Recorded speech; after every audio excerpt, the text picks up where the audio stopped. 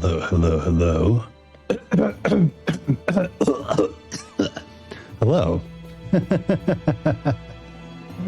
It's just choking off the dust that has been gathering on this channel. Because, you know, I've been doing collabs all week, and this channel has not gotten a lot of love. Which some may say is perfectly fine. For me, I kind of miss Nioh. I like this game.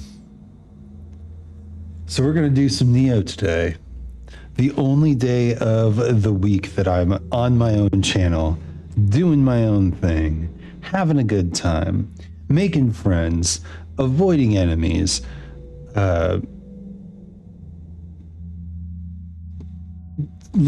casting sideways glances at acquaintances.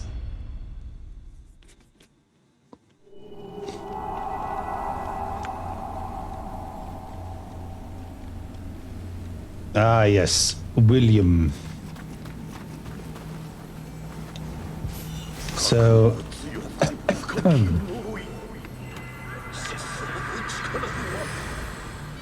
I'm going to have to, again, relearn how to play this game. But every time I relearn how to play this game, I feel like I do it a little quicker. That looks dangerous.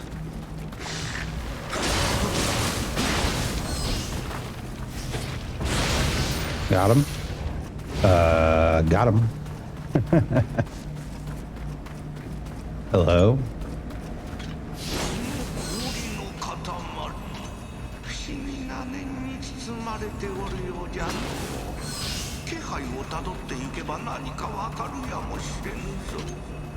Ah, neat. So it's one of those levels where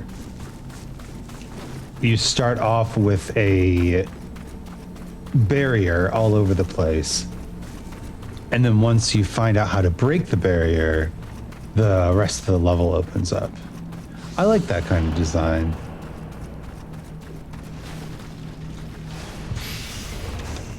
You gonna come stab me?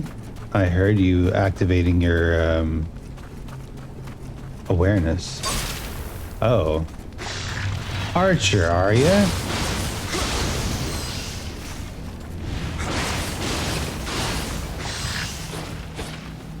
Whack. Got him.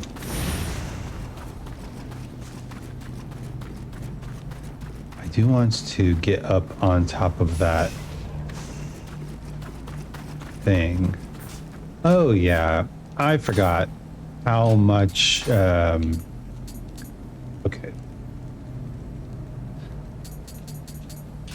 I forgot how much leveling up takes in this game. So much. There's no way to get up there from here, right? Nay.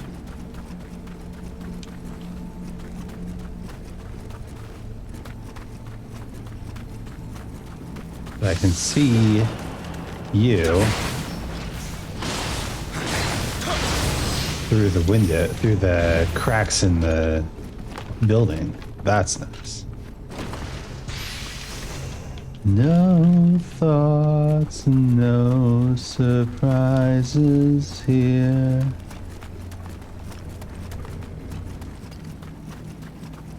What?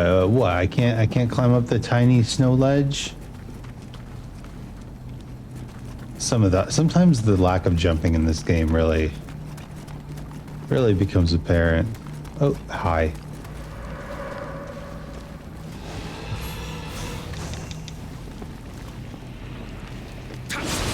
You just gonna stand there?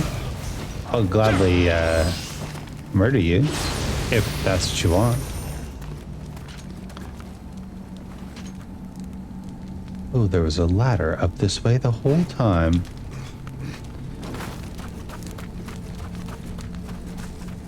Oh, but it has led me... Oh, so this is actually the way you're supposed to go. Okay. Okay. I don't suppose you open. Yeah, nah. That'd be too easy. far too easy.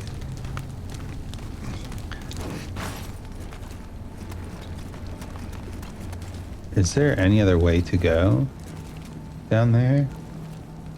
No, it doesn't look like it. Okay. We must be completionist. Missing so many days of Nioh has been bad for my completionism. Like, I'm falling behind.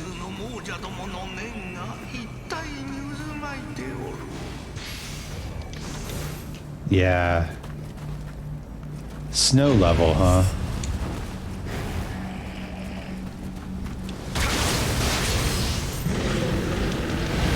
I love being able to one-shot those guys, though.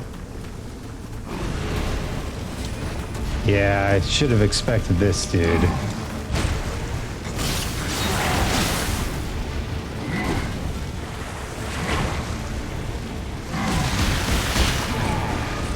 Considering the two bulls were right there.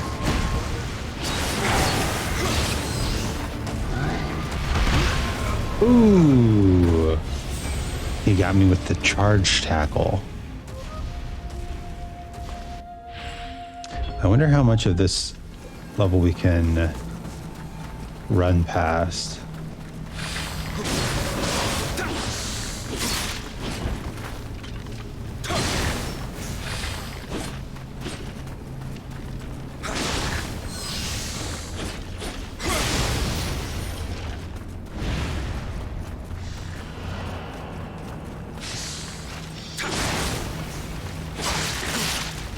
Ow, come on. Come on now.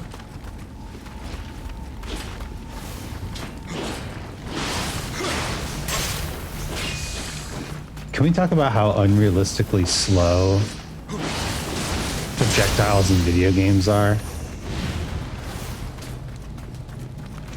Like, what kind of arrow moves that slowly?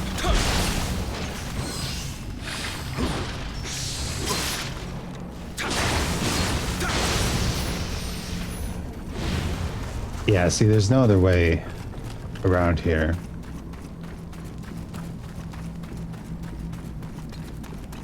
We must traverse the rooftops. As if this were the Assassin's Creed or something.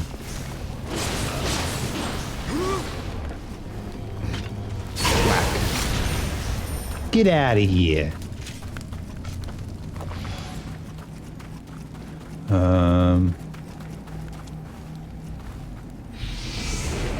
I'll take that.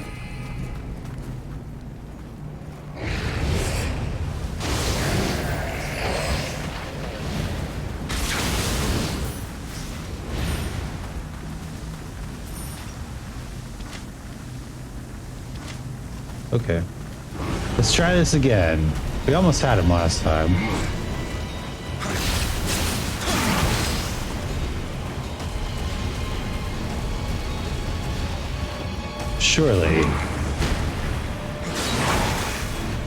Surely that fire damage is gonna add up.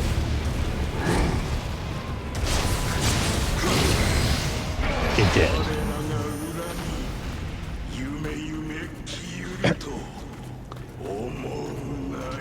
Are these Cyclops guys all those who died with grudges? Is this The Grudge? 2000 whatever? When did The Grudge come out? Good question. It was in the mid-2000s, right? I believe so. Give me item.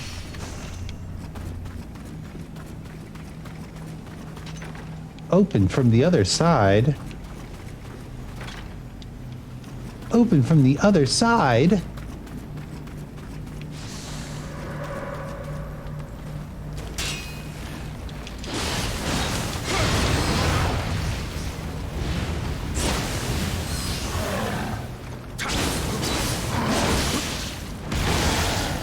Ow, my key pulse. I need to use it.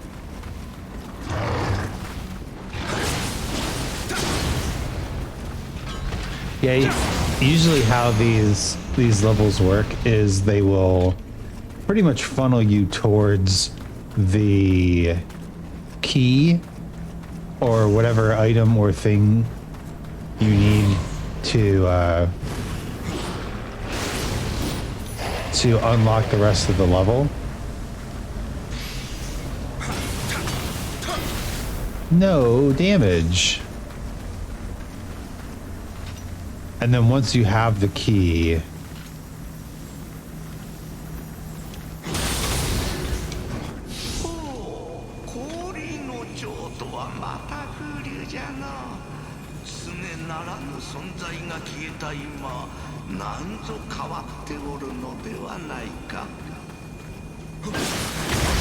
yep. They funnel you towards the key and then they let you go anywhere you want. Baby!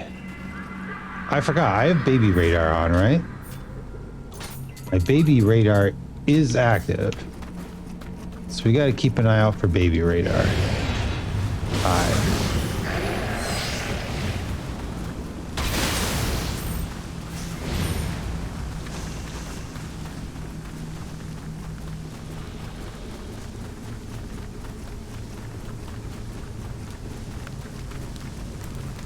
No thoughts, no... Hi. No surprises. No thoughts, no surprises here.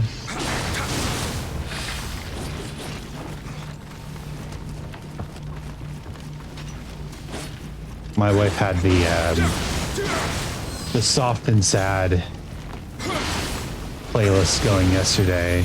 Damien Rice and certain Radiohead and stuff like that, and it's kind of put me into that sort of mood. Hi.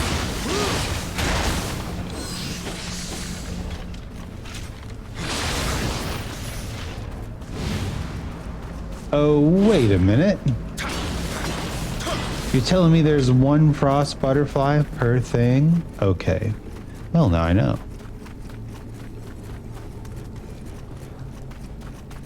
We were not introduced to the universal key.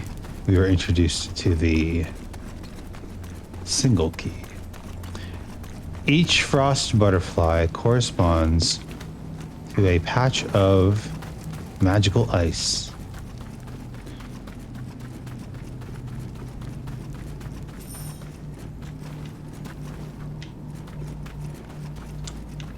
And we're still rested up at that shrine, so let's see. Let's keep going. Is there anything else back here? I don't think so. The frost butterflies. 'Tis all, 'tis all. Sneak. Sneak, Severus, sneak, sneak, sneak.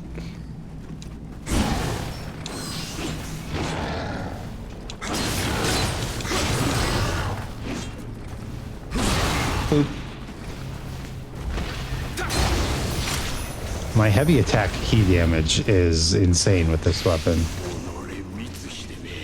Is that a thing that it does?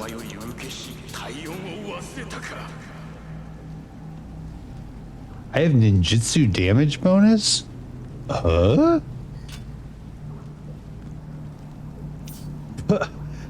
Hebo, Mr. Twitch.tv/Isaac on Super Streamer of the hit game Nioh and top tier Chimera.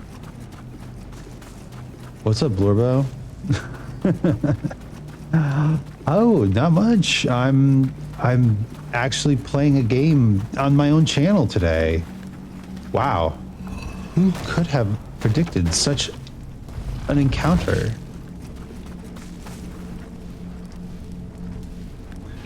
How are you? Yeah, it's collab week. I've been doing collabs. So playing a game on my own channel is a bit, is a bit novel. What a novel concept.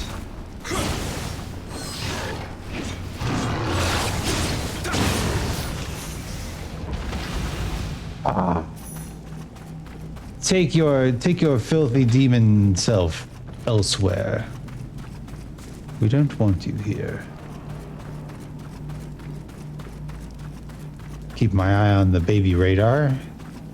And that's a powerful enemy. Can we get her with the headshot? Yes. That's awesome. Get him. I'm Mama Pluto is getting surgery soon, so I'm kind of stressed. Ooh. What kind of surgery? If you don't mind saying.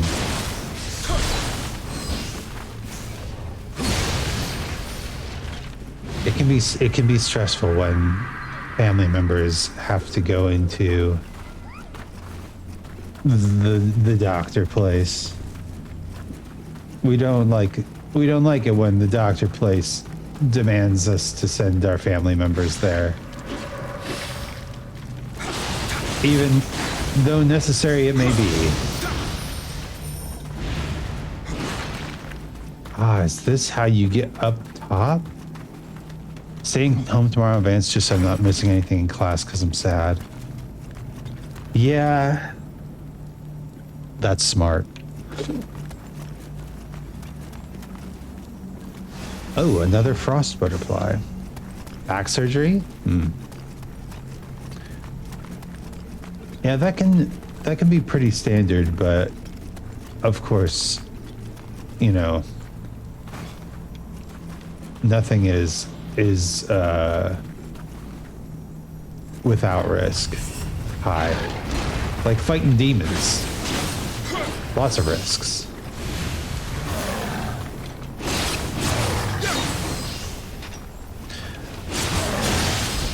But I think, I have to say, I think you're making an excellent decision in giving yourself the space that you need in order to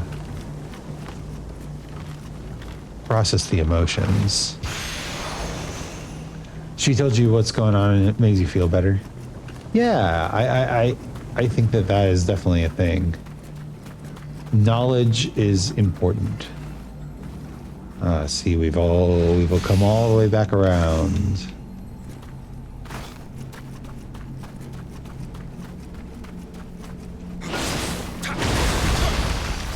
Makes me feel like this is the way forward.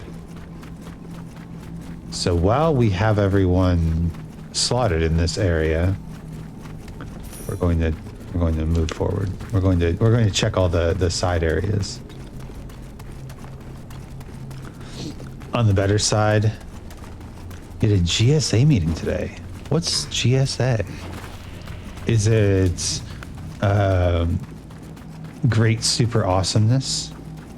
Because you should be in that meeting if you're not already. It was fun and we got donuts. Hey, donuts. That's cool. I like donuts. What kind of donuts?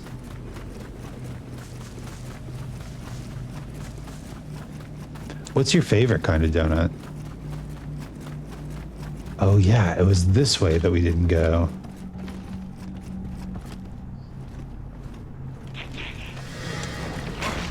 Oh, hi little fella.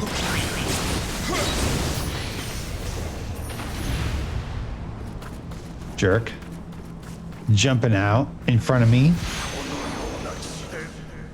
Roots axe. Just a dude named Brute.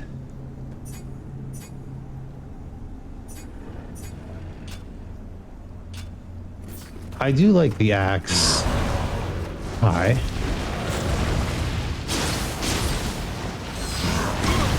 Ow. I wish. It stands for Gender and Sexuality Alliance, basically a gay club for all the little gay people. Oh.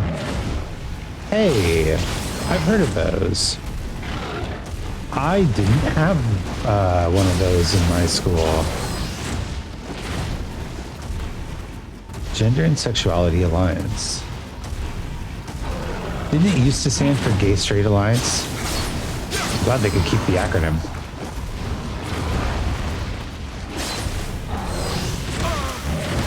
Ow. Oh, geez. This guy punches like a truck.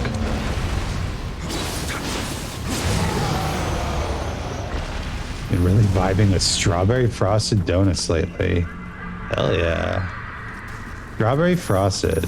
You know, strawberry is a good flavor. And it gets a bad rap because people put strawberry in everything. And people just aren't used to like strawberry milk or strawberry like cream, right? People are trying to spread the word of strawberry, and it's not always accepted. But I think strawberry is a good flavor. Oh, I had some bomb pistachio ice cream the other day, though. Oh, you'll find this very funny. I had a date with my next door neighbor because he got locked out of his apartment, and I was all like, look at me, I have a cell phone and I can tell you where the nearest locksmith is. I'm being helpful. And he's like, how can I make it up to you? I'm like, well, I'm learning German. Let's get food and speak German together. And he's like, okay. But I don't think he's gay. Which is so sad, right? It's so hard to test the waters in those situations. So it was a language date, and I don't think it was an anything else date, which happens.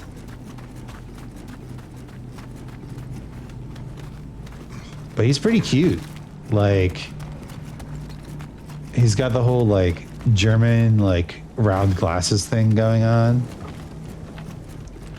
Does Mrs. Anzu like your new love interest?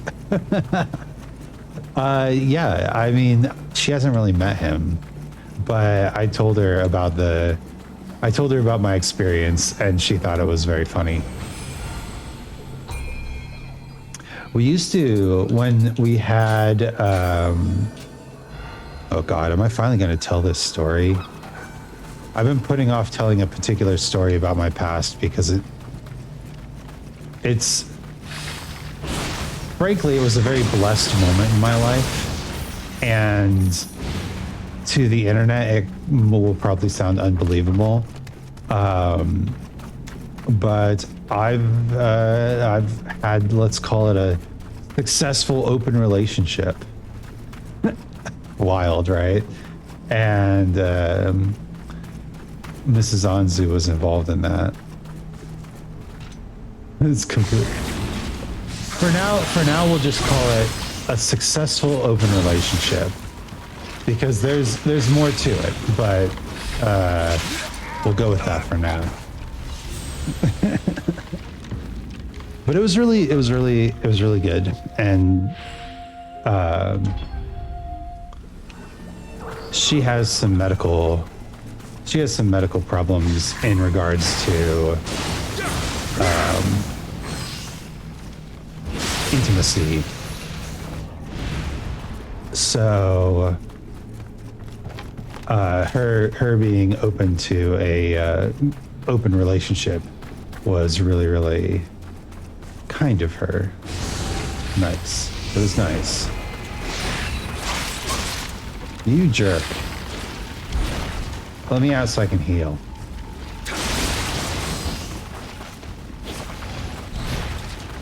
And I think that's about as far as I'm going to take that story for now. There's a lot more to the story, but we'll leave it there.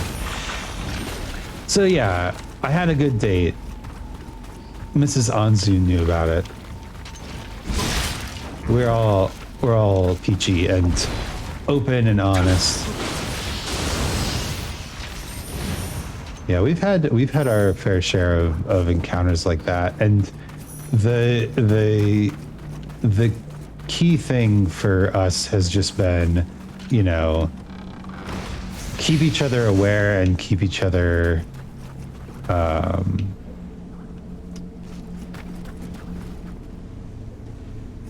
oh, he's up there. Baby's up top. Okay.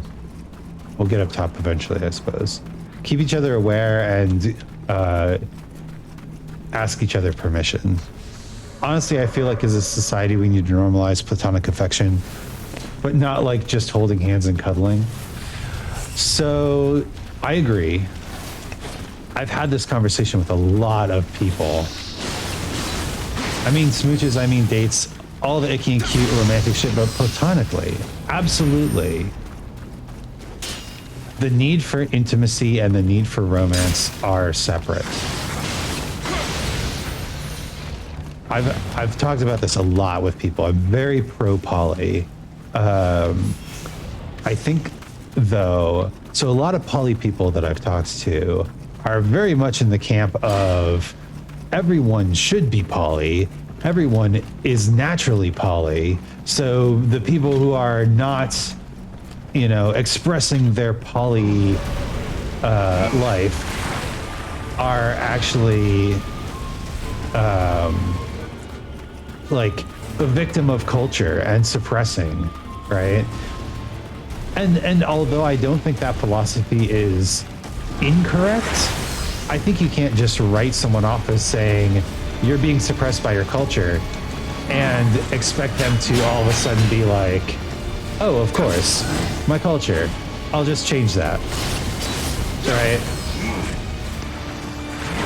I think, oh, hi jerk, get stance broken. I think for a lot of people, intimate, especially in Western countries, intimacy requires romance. Not because intimacy is, you know, a romantic act, but because their idea of romance is so tied with their idea of physical trust.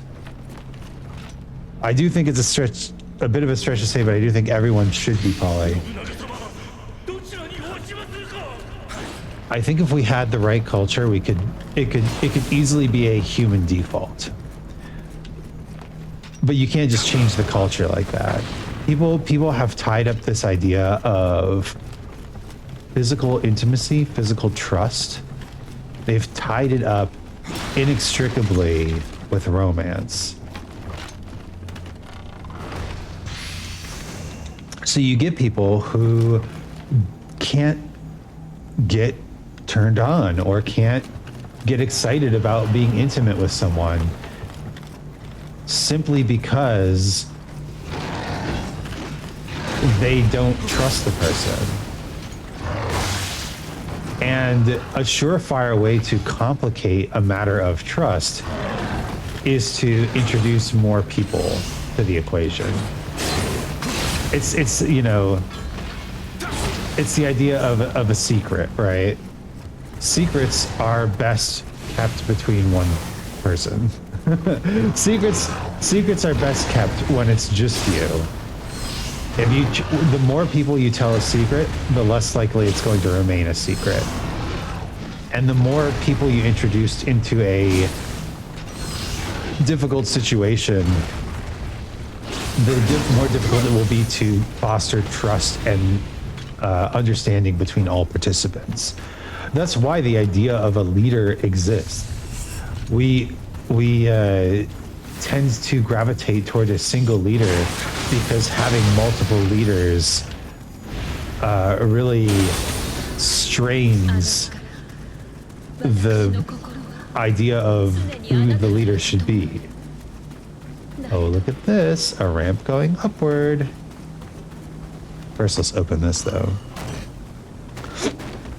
So I truly believe that if you had a culture of poly, you could pull off a natural human response to deep intimacy with other people as a normal activity and not a romantic act. However, the deep culture of intimacy does not exist, and so in Western society, and so you have to accept that most people find it difficult or even repugnant to try to be intimate with multiple people, which is so sad. I've had so many good... Wait, we've been here before, haven't we? Did I miss a secret passage? Oh my gosh, I did. Exactly, like I feel that's why being friends with benefits works for me, at least. It's so easy to keep my romantic and spicy feelings separate. It makes the feeling of platonically intimate people so comfy. It do be unfortunate. It do be. I've had some absolutely genuine and wonderful friends with benefits over the course of my life. And I think that my friendship with those people was absolutely deepened because we mutually agreed to share intimate moments without romantic feelings. And yeah, I wish I could do that with more people, especially men. I hate to be a stereotypical bi, but I've had I'm not alone in this. I thought I was alone. And no, go get yourself some friends with benefits. They're great. I hate to be a stereotypical bi, but I'm very I'm very much more experienced with one gender than the other. I've had lots of relationships with women and very few with men. And I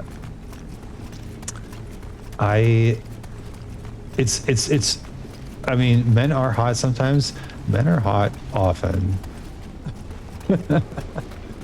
In my opinion. But that's the thing, right? I feel like another part of the culture is this idea of women being more intimate with other people, with other oh god, hi. You just coming out of your cage and doing just fine, huh? Oh boy. Did she get me? I am being slowed. Oh god.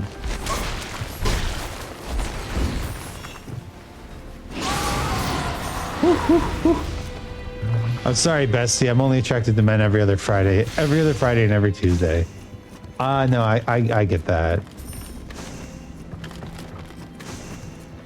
But it's kind of become one of those things where I would love to just have more intimate experiences with men without having the messy complications of romantic experiences with men, right? I need a bro with benefits. Someday. Somehow. Gonna suck a dick, but not right now.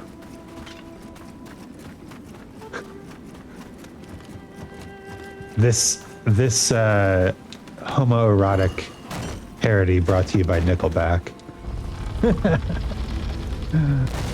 One day, Bessie. I'll get there.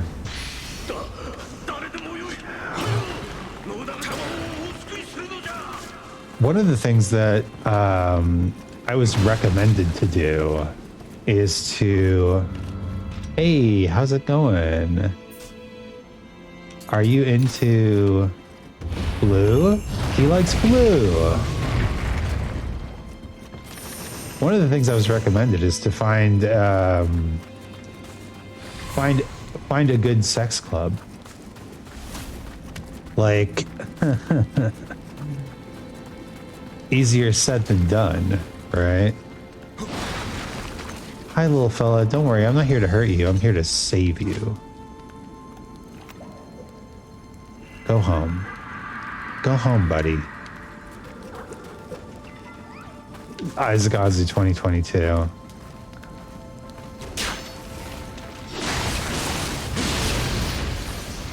I have thought if I ever was going to like really get big at music, like really get famous, I would need to start writing parodies. Parodies nuts in your mouth.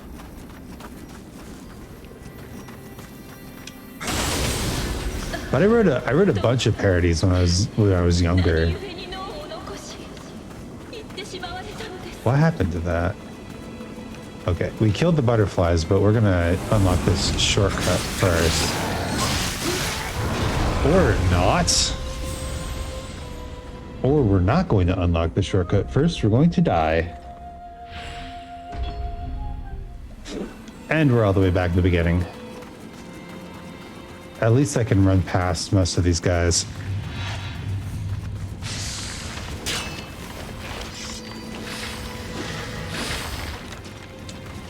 But yes, imagine young Isaac Anzu feeling the need for intimacy with other men, but not having anything even remotely close to a gender and sexuality alliance growing up. It was sad times. It was a bit of sad times. Also, I'm praying at this shrine so that we're right here.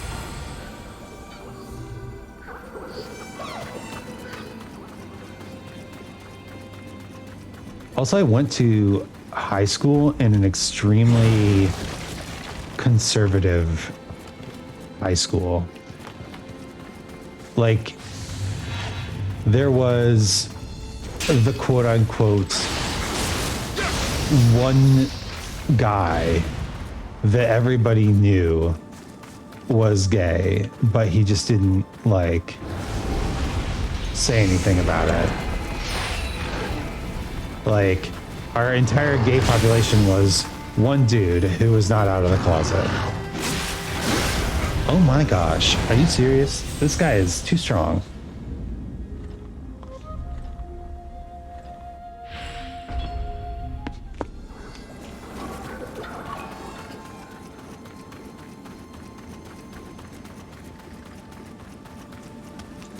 It's one of those feelings like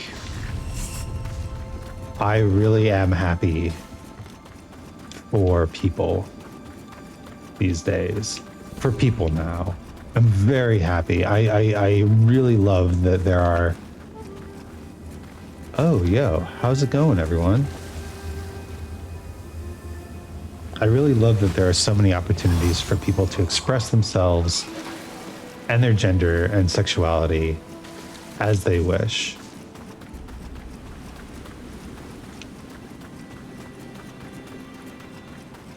Twitter is gonna love it.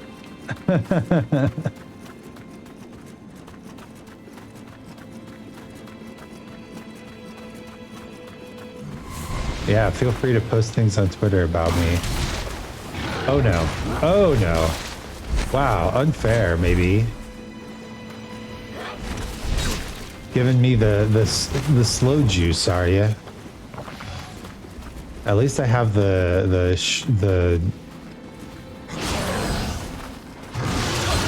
at least I have the hot spring bonus.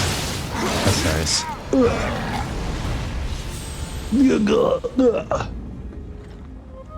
You do feel free?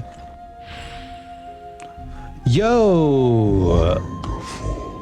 Lustra! How's it going? What's up? What's up? Hi, Raiders! And you're playing Paper Mario: The Thousand-Year Door? What a classic. What a brilliant game that is. Yo, how are you today?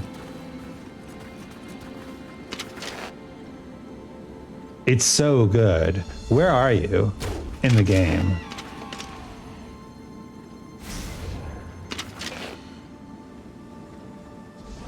I'm amazing. The goddess of debauchery demands entertainment. Ugh. If you find it entertaining to watch me get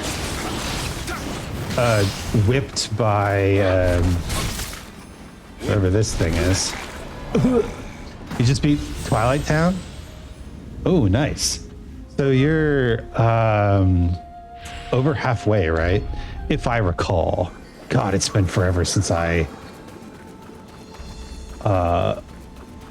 played that game.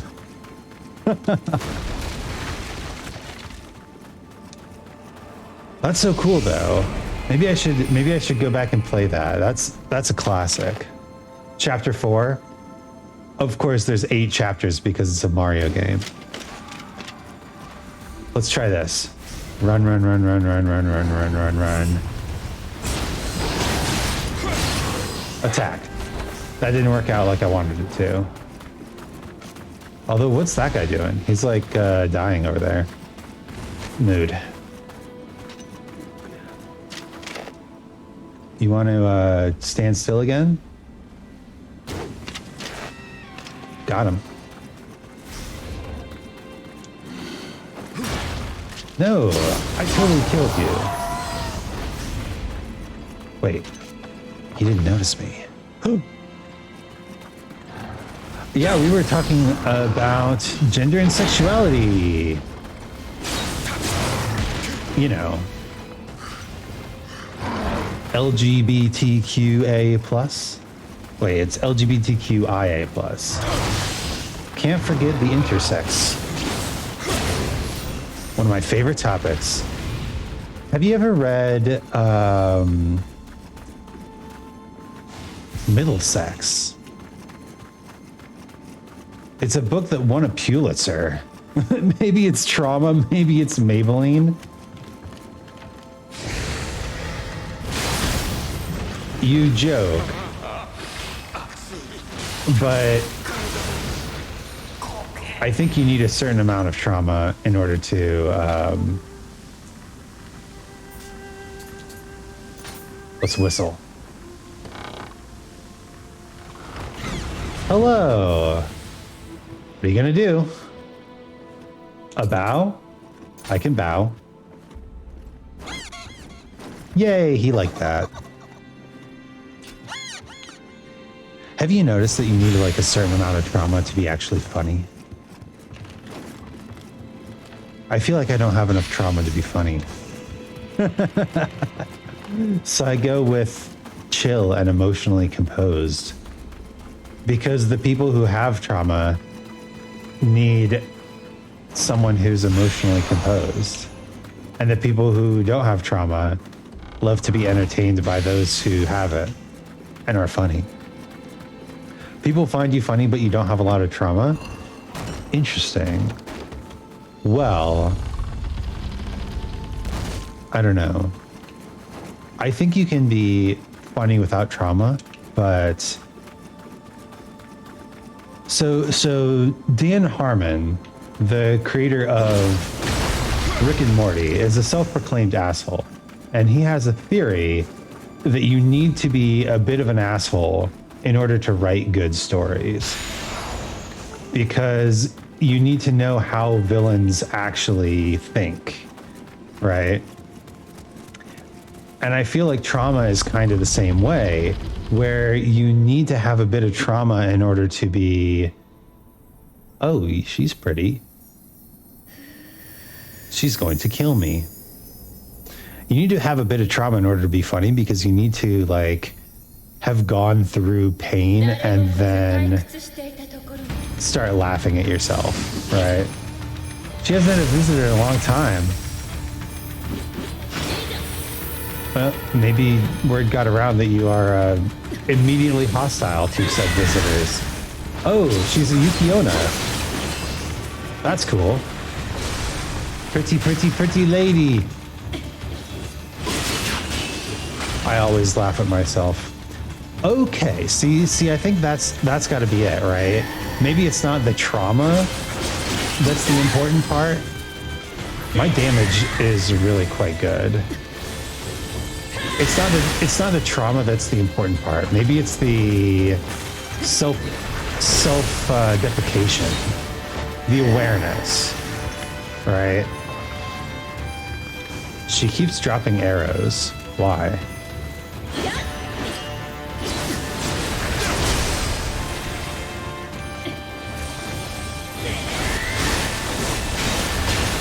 I've often been told that I have wisdom,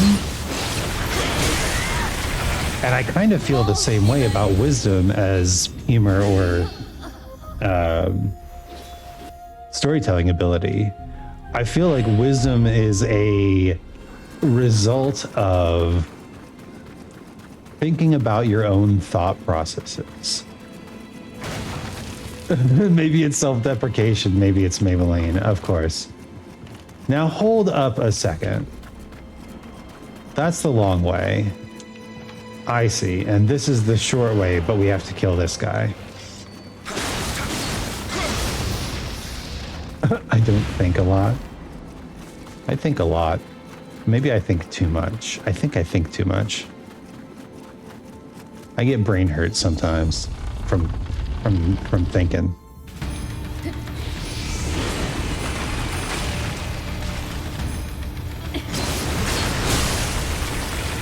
She do the big AoE, that's for sure. She do the really strong projectile attack, that's for sure. Like people have told me that I have. Why does she keep dropping arrows? People have told me that I have like good insight on things, but literally it's just a result of me thinking a lot. So is wisdom available to anyone if you just start thinking a lot? Is humor available to anyone if you just start laughing at yourself a lot? I think you can still have a predilection for it. Kind of like how if you start learning languages at a very young age,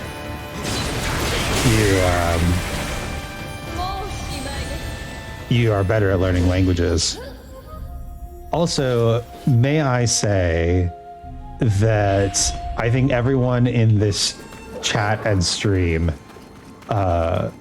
would die almost instantly in real life if we were to encounter this boss.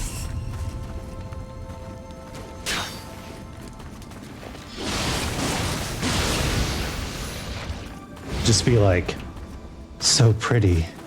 So pretty. Death. You've been enjoying the Batman animated series? Pretty girls are my weakness, so yes.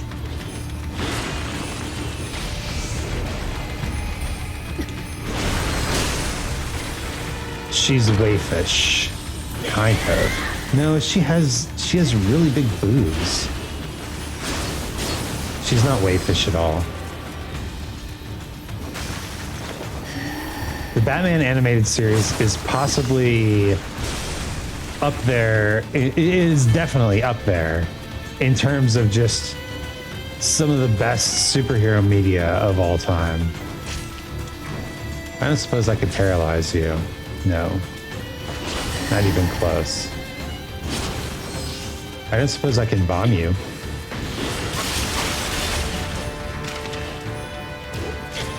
She keeps dropping arrows. Am I supposed to be arrowing? Am I supposed to be shooting arrows at her? Am I supposed to be hitting arrows with her? Like, top superhero media is like the Batman animated series, Spider-Man Into the Spider-Verse, and The Incredibles, right? Okay, I broke your dang key. What now?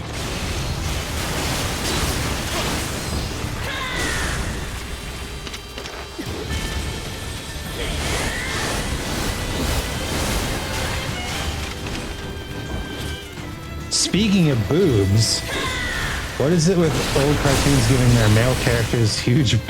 Oh, yeah. So it's a it's kind of a holdover from the 80s, I think. Because when Arnold Schwarzenegger and Sylvester Stallone were doing all their like big man boob action movies,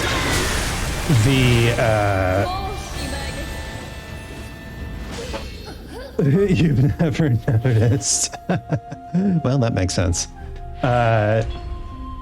The kind of the male action hero body type was defined, and you'll notice that. What does that mean? I seem to recall you only being interested in women. It would make sense that you didn't notice the big male honkers.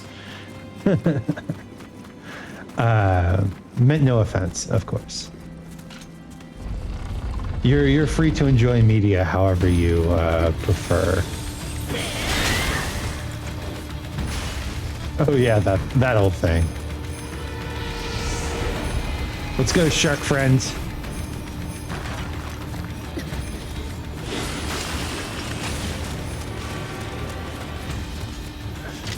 As respectfully as you can, which isn't a lot, huh?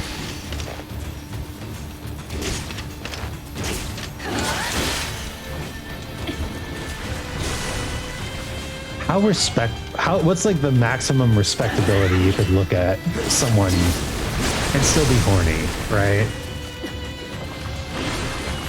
Is there a person who you immediately think of when you think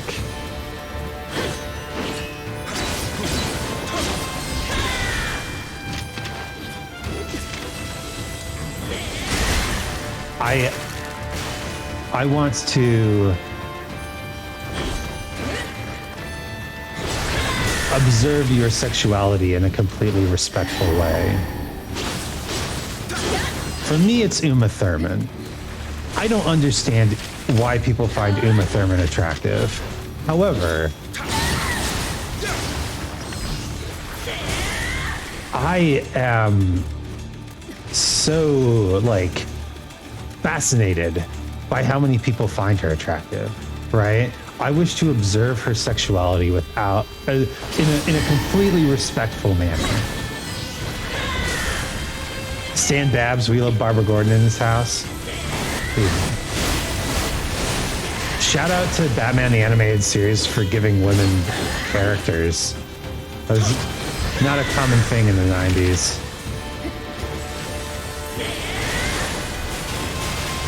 I don't think the arrows are doing anything. Except damage, of course. Not even that much damage.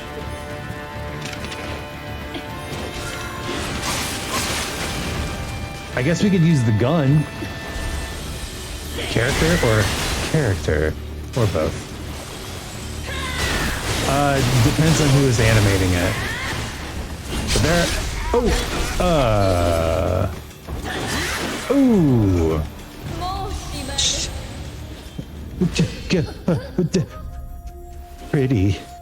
Pretty girl got really close to my face. I forgot how to dodge.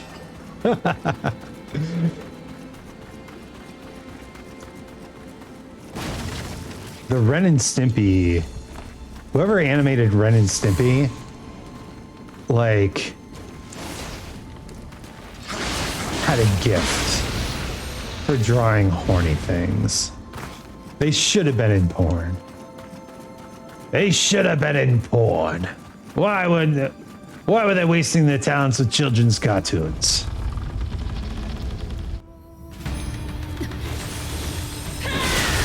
Hello again. Ren and Stimpy is so funny. Ooh. Okay, I overextended a little there. I never had too much chance to watch the show, but I did have a Powdered Toast Man graphic novel that I thought was hilarious.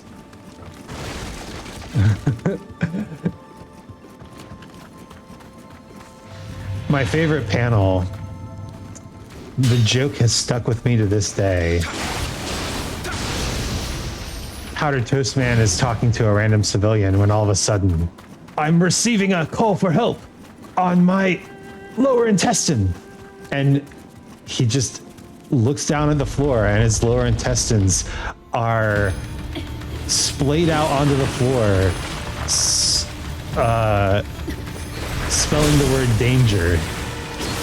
And God, I thought that was so funny. The true sign of a hero is that every part of your body is constantly aware of danger. It's a really nice show, though. Literally all the villains are theater kids who don't have a moral compass. So true. Batman villains? Don't you mean just nerds and outcasts who happen to find magical powers somehow? Like, even the Joker in that show can be sympathetic, which is saying something, especially when compared with modern interpretations of the Joker. And I would like to rest my head on Bruce's honkers.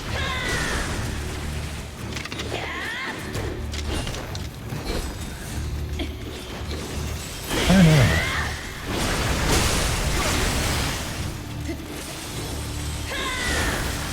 I find that my taste in men depends on whether I'm feeling toppy or bottomy that particular day. Like, if I'm feeling toppy, then I am looking for the most waifish of men. I'm looking for basically a femboy with a big dick. But if I'm feeling bottomly, then oh no, so close to kissing. What again?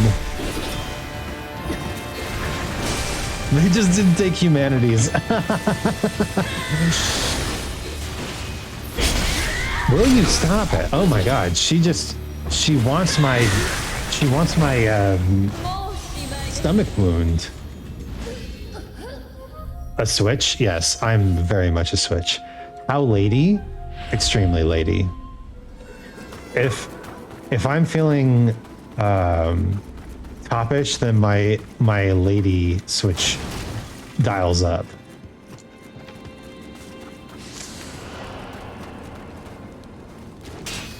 But when I'm feeling bottomish, all I want is to be enveloped in a sea of muscles. The gender of the muscles doesn't actually even matter. I just want big. I just want bigness. Enveloped in bigness. But tall women? I know. Tall women, muscular women, husky-voiced women.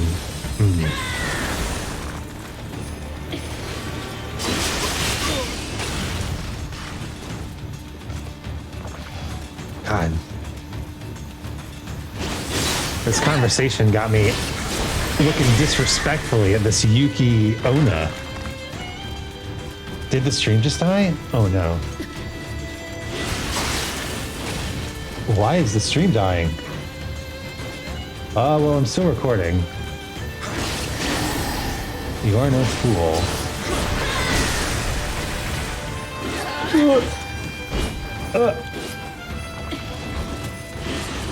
Hello? Hello? The stream really did die. Huzzah. How much did you hear of me simping over tall women?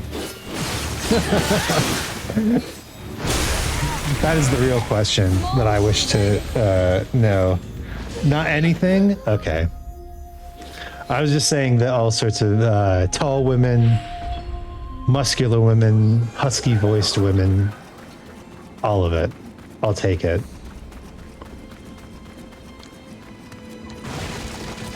I saw a post on Twitter yesterday. Just women in general, I know. Pretty. I saw a post on Twitter yesterday talking about how yaoi is very stereotyping, which I think is absolutely true. It's always what do they call it?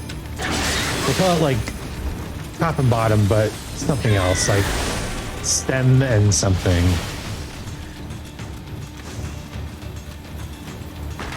Rifle ammunition. Am I supposed to be using my rifle here? Let's try. Oof.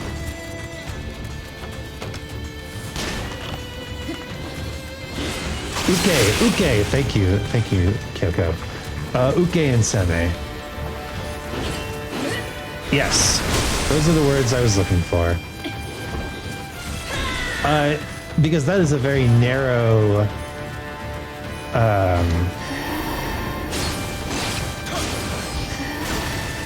that is a very narrow sort of relationship. Does lightning work better against her?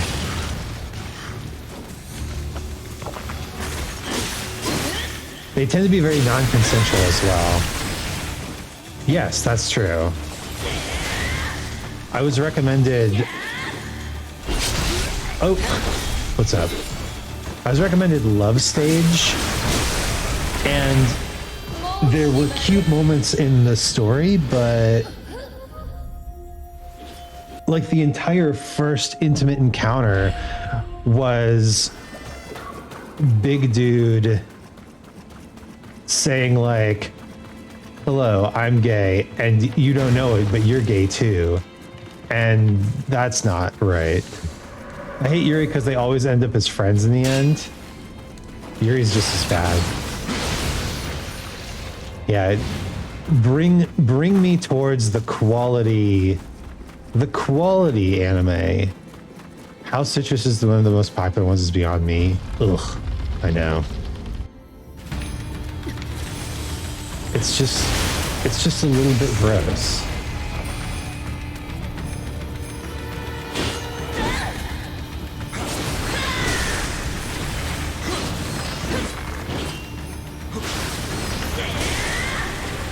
This lady is seriously going to drain every inch of stamina from my body.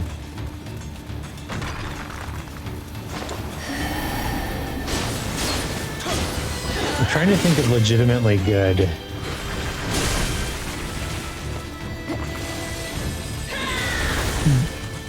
gay love stories in anime.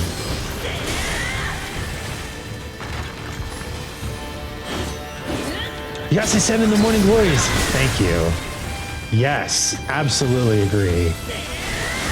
Even though they try to pull some stereotypical bullshit with the like, oh, the top has a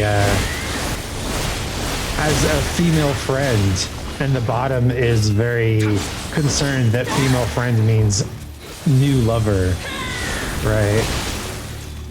Because that's some plot device bullshit.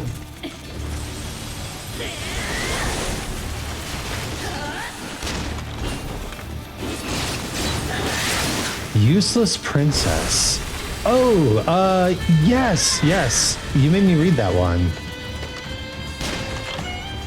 Was that? I thought Useless Princess was not LGBT though. All right, we are.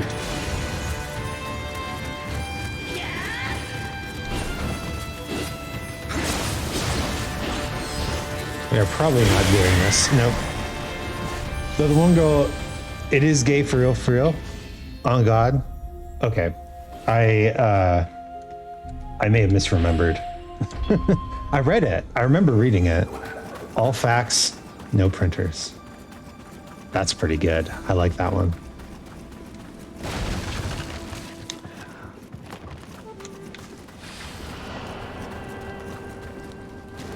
Yeah, I think there's not very many stories, LGBT or otherwise, that really delve into truly traumatic experiences and how hard it is to truly overcome them. And I feel like this is a tough recommendation to make, but I do have a recommendation in that regard. Oyasumi Pun Pun, or Goodnight Pun Pun. It is a story about a young boy who, because of various traumas in his life, sees himself as a little cartoon bird. And yeah, it's not like Burb. I'm more interested now. Yeah, it's not like he's an actual burb. There's no like real fantasy that happens except for in the main character's head. But boy howdy, is this kid traumatized. And I will say that it takes quite a long time to get to the ending, but at the ending, it's very clear that he is still traumatized and he is still a broken person, but he has accepted that he needs to change and surrounded himself with positive people who are going to help him find a new identity. And it is just like, it's probably like the most accurate trauma manga that I've ever read, and therefore it feels so real. It feels so human. It feels good. It feels right. And it's so hard to read. Oh my God. But yeah, now I read other manga and they're like, I went through one mental breakdown and that was awful. And so now I've decided that my trauma's over. Ooh, maximum familiarity reached with Rosewood Tonfa. So it's one of those things that I highly recommend people read, but it's a difficult recommendation because I don't think you should read it unless you are really in the space to be reading it. You know? God dang it.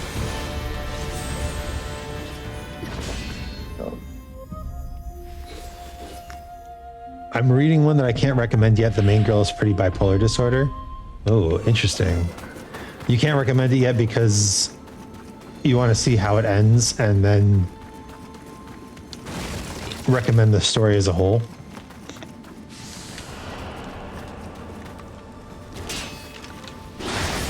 It's on hiatus? Oh no, that's no good.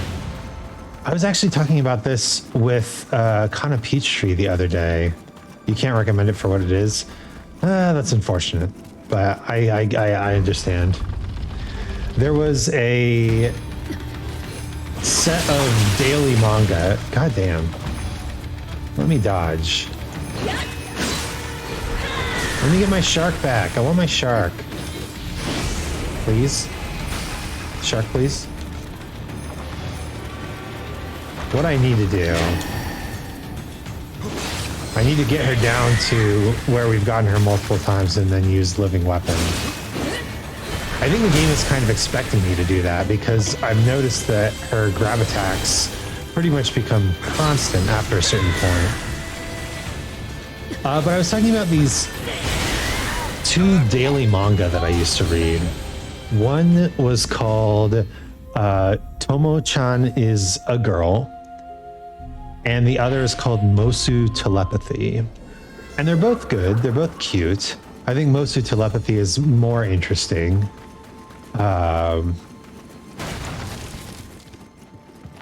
But yeah, they both went on hiatus around the same time because the website that was publishing them was like renegotiating shit. And hiatus is such a rough spot for a series, especially a romance one, where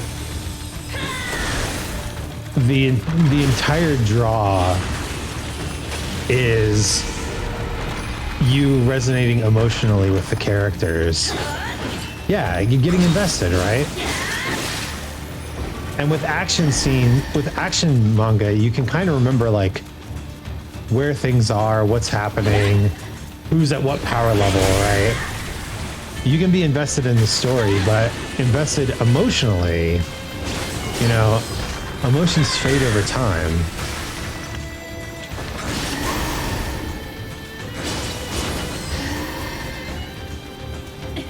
It's a lot harder to do with romance manga.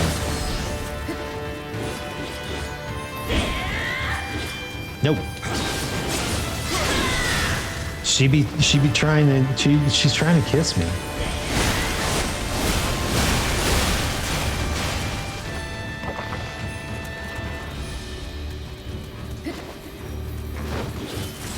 Yeah, I think I've read all of the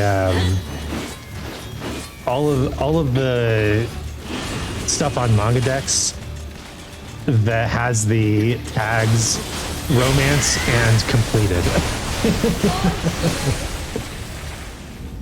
I'd happily take that icy kiss. Are you a person who generally is warm or generally is cold?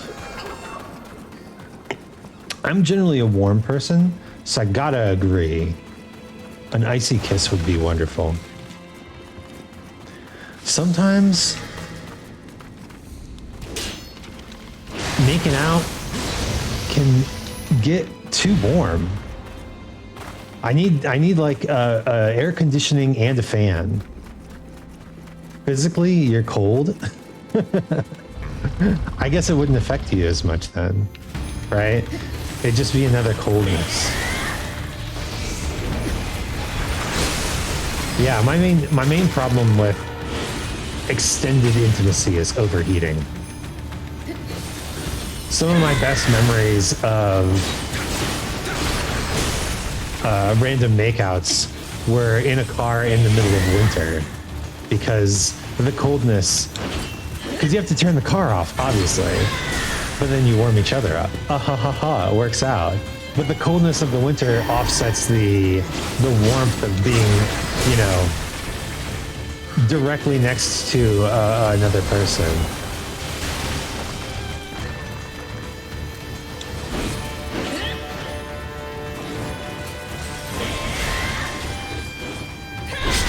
I wish I knew what this status effect she was giving me is.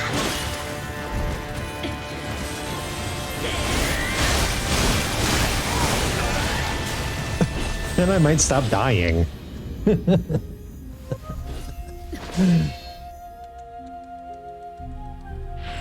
Maybe. No, that's not what I wanted to do. Maybe it's time to actually, like, do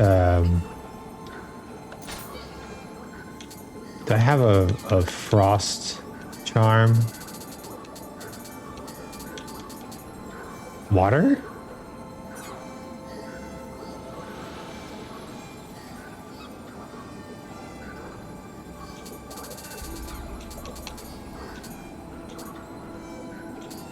Versus water?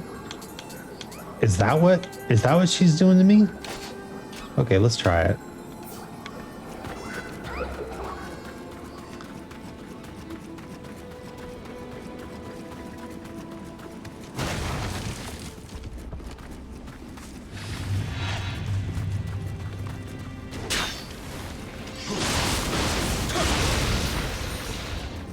Ooh. I can't believe I've only been streaming for an hour. But if I get a level done in like an hour and a half, then we could potentially do 2 plot levels today. All right, that's the goal. Actually advance the plot. It's been written up there the entire time, I know. Okay. So I can block the AoE attack, huh?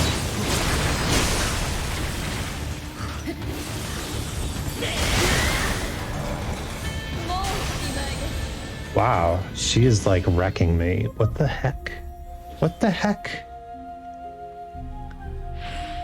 I know the feeling. My one level of Paper Mario only took 1.5 hours, but the next level would have been too long to keep going. Right? How many Kadamas do we have in this area? 5? Okay.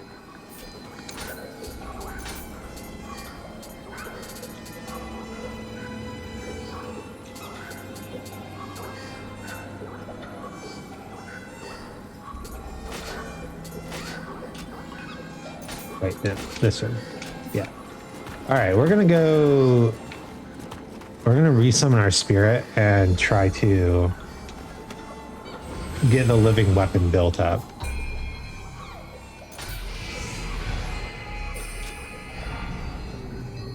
Yes, now I have no Amrita, but now I can charge up my spirit. And search for the remaining 3 babies.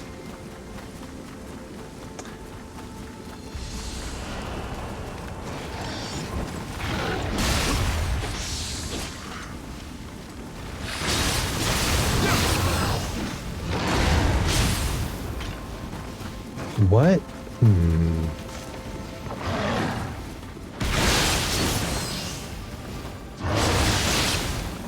Oh, Robin. Hey, how's it going? You're just in time. I was just about to ask a question. What element is good against ice, huh? I don't know. Is it fire? It's probably fire.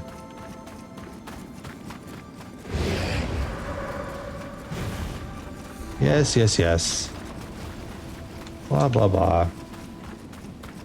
Right? You would think fire. I would hope fire anyway. Also, I want to find the remainder of the babies.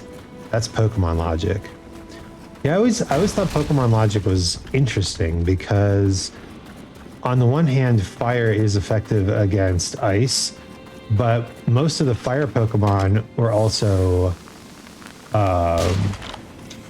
water. So going up against a ice Pokemon with a fire Pokemon was very rarely the best solution. Ice isn't exactly an element in Nioh. Oh, really? Oh, right. They probably do the classical 4 elements, huh? Like water.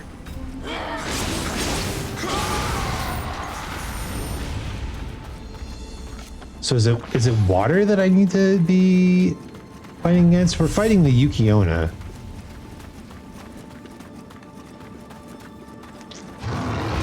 Hello.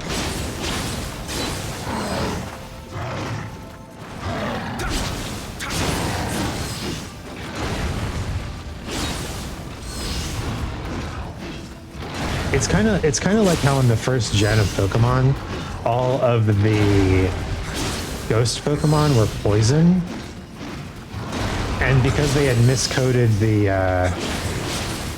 ghost type, psychic damage was super effective against them because psychic is good against poison. Don't ask me why. You're outwitting the poison. Find a corner, open my menu, and check my yokai illustrations.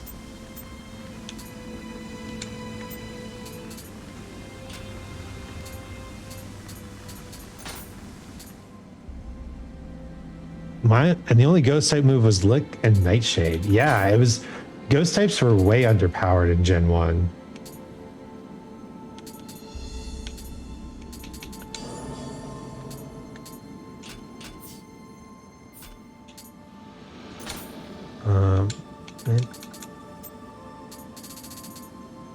Can you?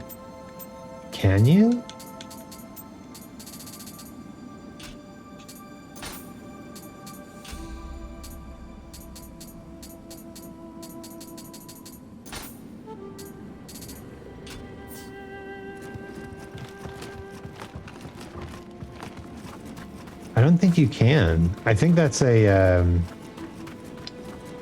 I think you have to do that on the overworld map. They didn't get better in Gen 2. The one that shows info on discovered demons. Yeah, that's on the overworld map. You can't access that in the levels.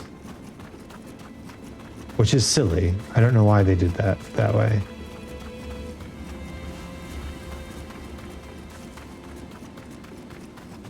When did ghost Pokemon start getting good? Maybe like Gen 3? What's the enemy name? The Yuki Onna. She's a boss. She's the Ice Lady boss.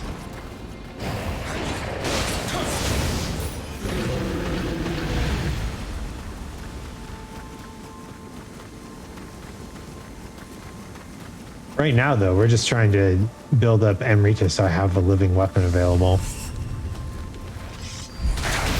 Gen 3 introduced some good ones, but I think Gen 4 was when they started getting good. Oh yeah, because Gen 4 was Drifloon, right? Yeah, Drifloon was like one of my favorite Pokemon for a good while. Hi, big fella.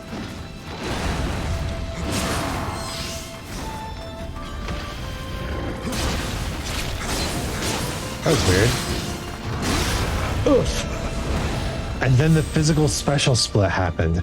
Ah. That makes sense. That makes sense.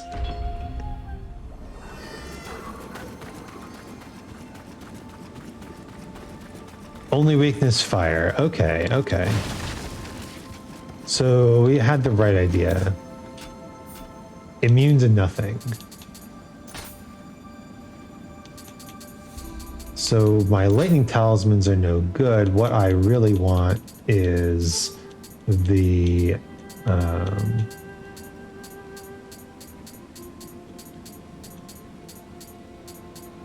fire amulet. Oh, and I can change out my Tonfa as well.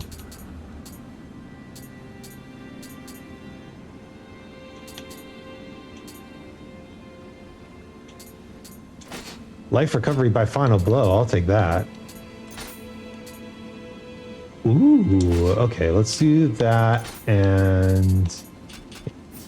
Okay, cool, cool, cool.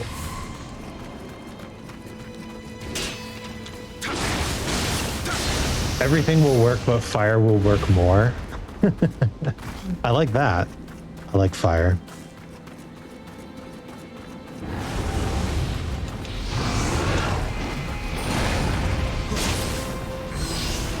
Oh, by the way, Robin. Fire's cool, but lightning is cooler. You must like Avatar: The Last Airbender then, because they gave the firebenders lightning power. Which makes sense if you consider fire to be energy.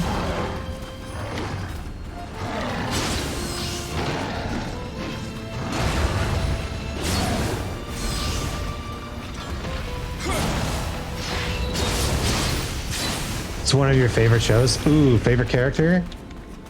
Toph, I bet. Everybody loves Toph. Toph is super cool.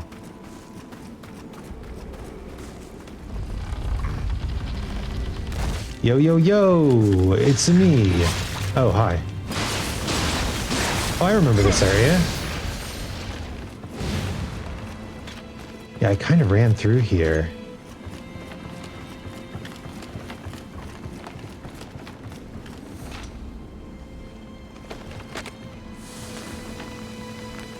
My special attack. Gun.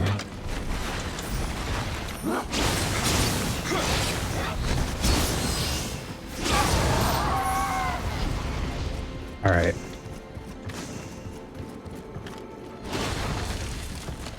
We have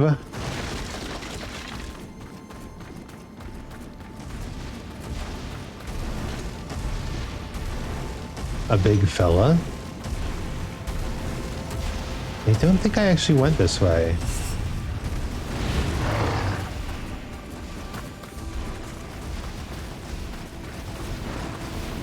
Yeah, this does not look familiar. Oh well. While we're waiting to kill the boss, might as well grab all of the little guys.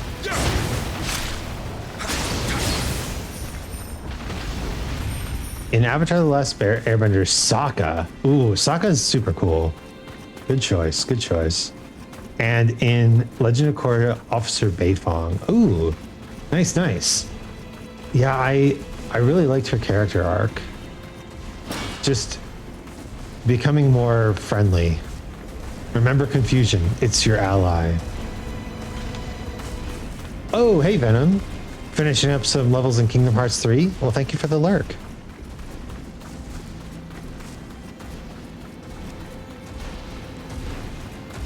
Hey, big fella.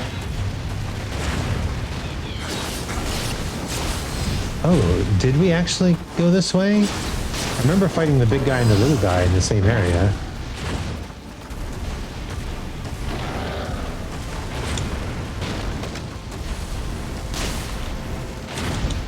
Don't fire till you see the whites of their eyes. Kingdom Hearts is my favorite series of all time. Oh yeah? Nice. I was never able to get into them. I mean, obviously, I tried playing the first one. I'm told they continue to be good though, so that's cool. Remember confusion.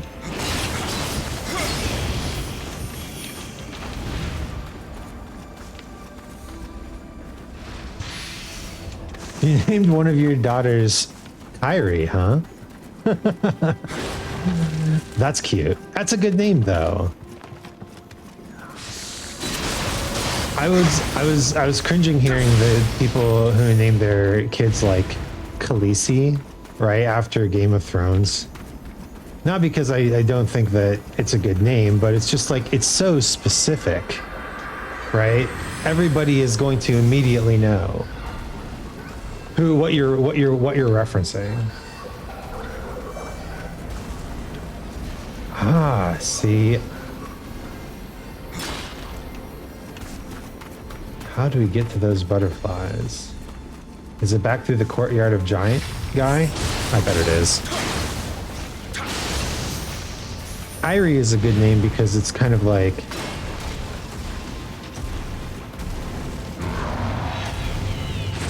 could totally have another meaning, right?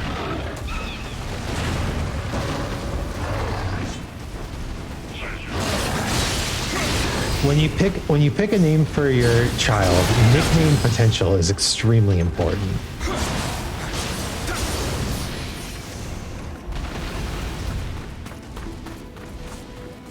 Aw, your daughter's proud of it. Loves telling people where it's from. Aw. That's super cute.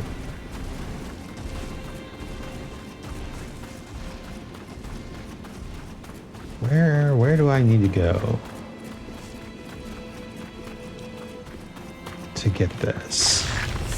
That's adorbs.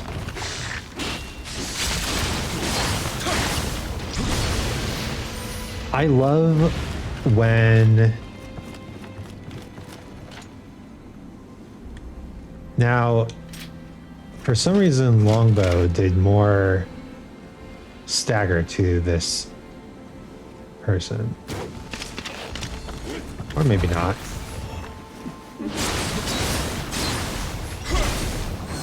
I love when people have nerd references, but not explicit nerd references. I love it when nerd references are subtle, right?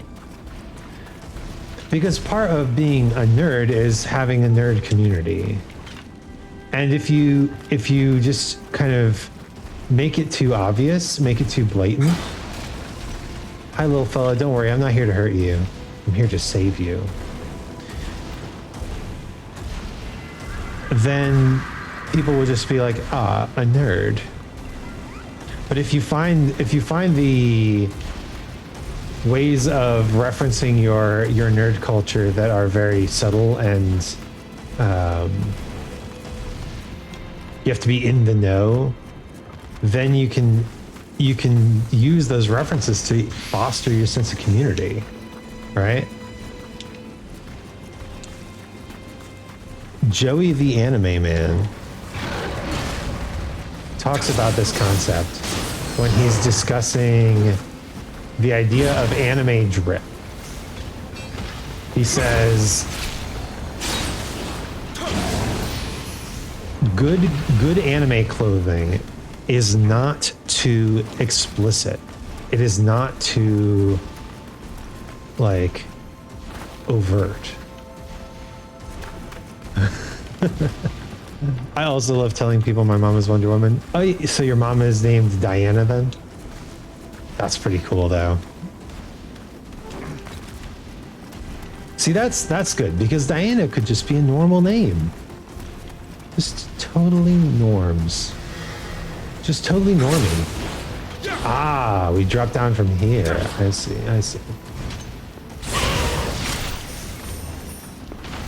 Hi, little fella. Go home. And now, got him. How do I get out of here?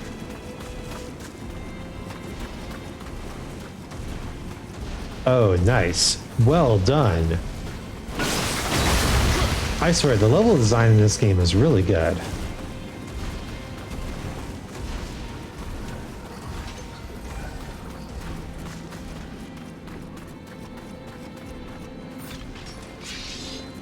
Okay, so pray the shrine. We have one more baby to find. Just one more. And we're gonna find him because I'm not coming back to this level if I don't have to. Excuse me, sir.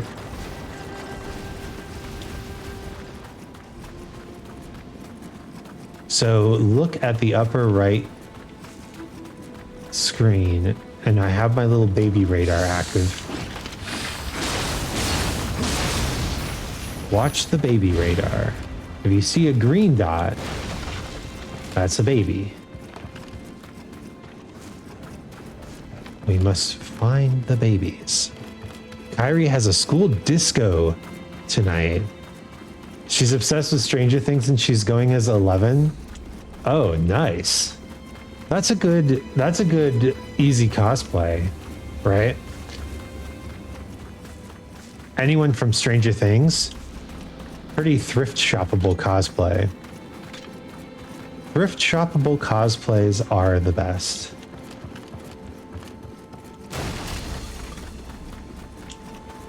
She's an odd child, to be honest. Takes after me. You know, that's just adorable.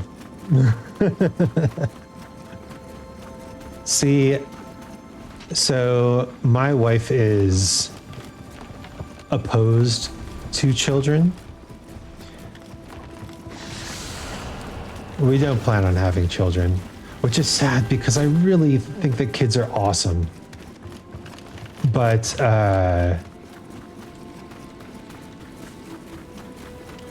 yeah. Oh, there it is. Baby dot. We found the baby dot. How do we get to the baby dot? Oh, it's right here. Oh, it was right near the beginning of the level. Yeah. Baby complete.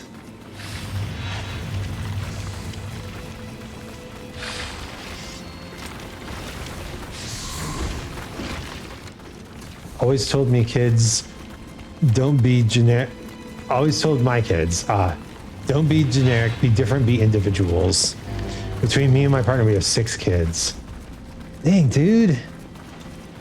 That's so cool.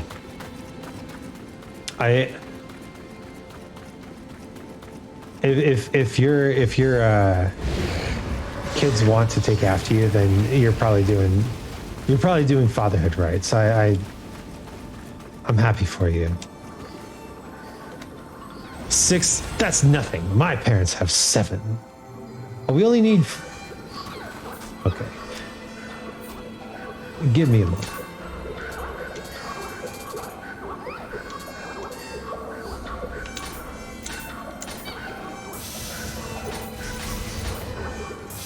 We're grabbing a level up before we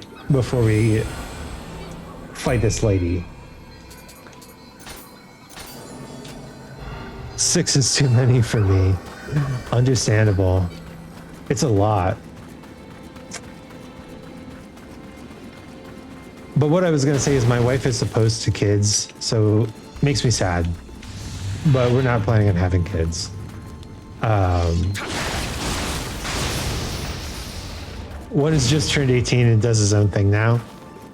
It's nice when they start to become independent, right?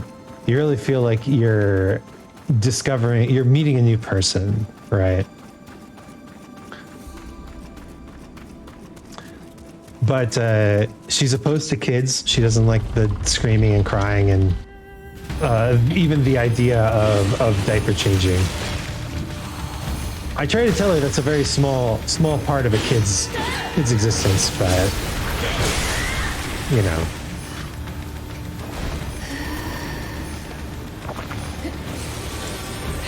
But whenever I show her cute little outfits, she's like,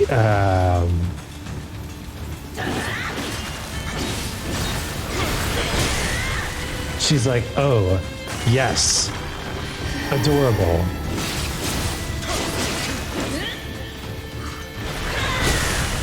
Yeah, it's unfortunate, but she's very politically and socially conscious, so she thinks a lot about like things like climate change and world politics, and she finds it very difficult to want to bring a child into that world. Plus, I had mentioned before when Pluto was here, she has some medical issues as well, so could she change her mind one day though? Unfortunately no, because of the medical issues. We have talked about eventually if the world kind of shapes up, then adopting. But yeah, there's it's not possible for her to have her own children.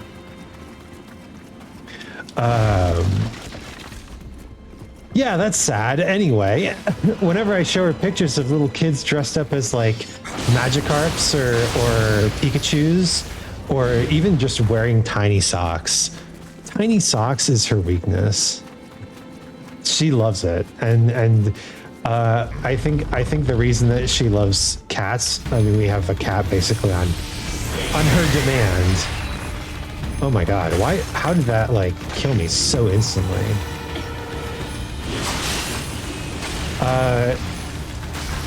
She loves our cat a lot. So I don't think it's that she lacks like motherly instincts. I hope to adopt someday or find a way to have my own. Definitely. Well, I think that one of the best things that a loving LGBT couple can do is adopt kids.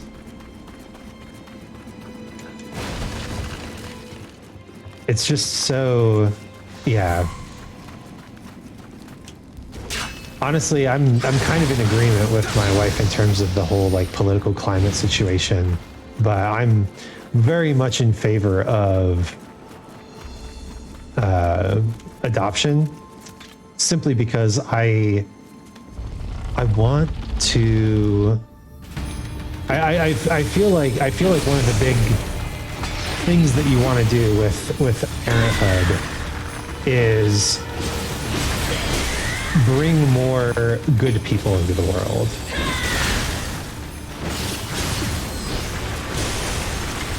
And for me, adoption isn't just bringing a good person into the world, it's helping a person who could have been in a very bad situation find a good situation. My youngest is 4 now, then we have a 10, 11, 12, and 15 all at home. Adoption is such an amazing thing to do for a child. Yeah, absolutely. I've also been thinking about maybe once I'm so the plan is always to kind of become financially independent, financially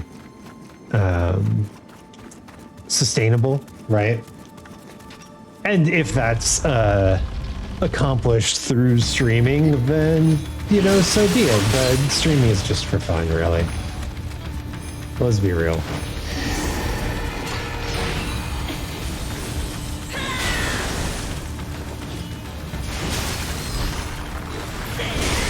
Years ago, I was a foster parent and helped kids out that had to stop when the family grew bigger. Yeah, so I hear that being a foster parent is very difficult if you've never had a kid. But being a foster parent is also very difficult if you have other kids, especially kids around the age of your foster kid, right? Because it can feel very competitive between the kids. Also, Venom, thank you for sticking around and talking. I know you're planning on playing some Kingdom Hearts.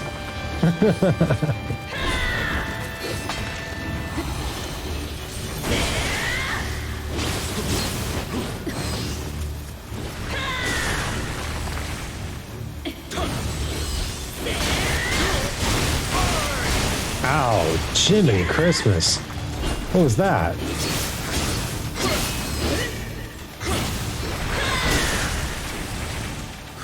No.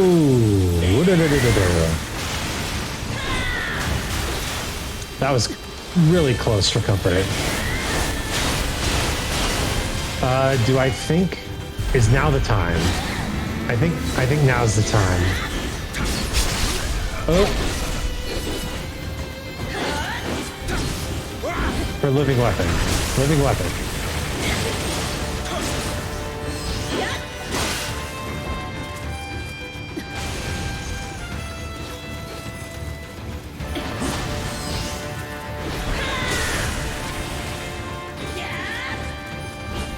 You paused it to have this combo.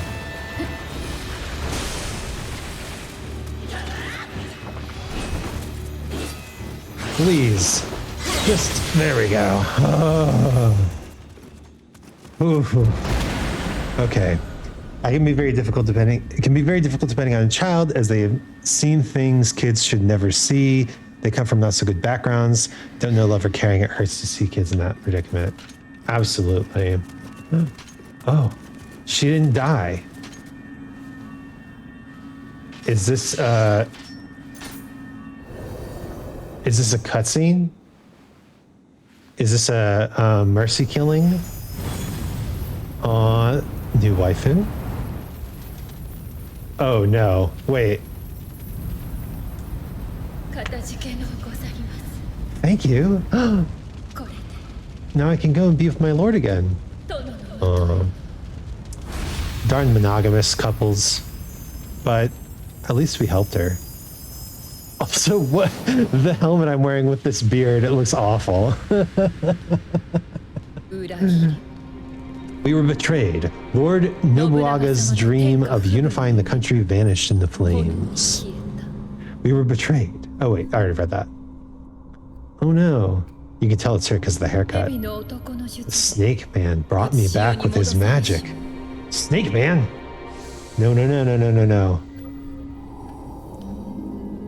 ほぼれ Is she talking about the alchemist? 嘆きば But all I heard were the cries of the world. It's a pretty hairstyle. It is.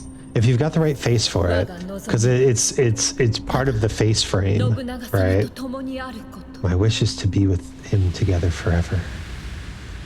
Your hair is a frame for your face.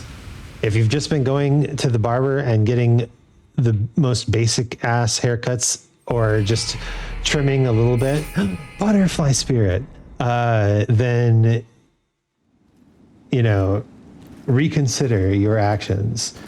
Hair is an easy way to make your face shape look good. You got emo hair? Emo hair is pretty cool. 天海と申す。 His name is Tenkai. アンジー様のことは福より伝え聞いております。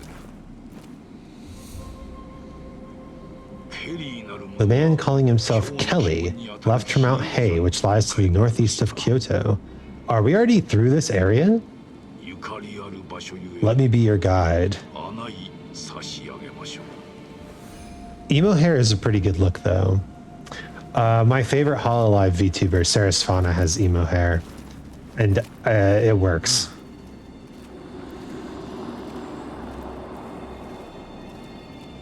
Seems you have some history with this place. 打ち明けられぬこともございますが、どうぞ怪しまれますな。 Dude, oh my god. Let me just say, I love this main character. They're using his connection to the spirit world in such good ways, right? In ways that develop him as a character, in ways that develop other characters, in ways that reveal plot easily. Okay, Mount PA is not that far away. I guess it's this mountain. All right, we've got a lot of side missions scattered around right now. I think I definitely have time for a side mission. Let's find the most let's find the easiest one. I definitely don't have enough to level up.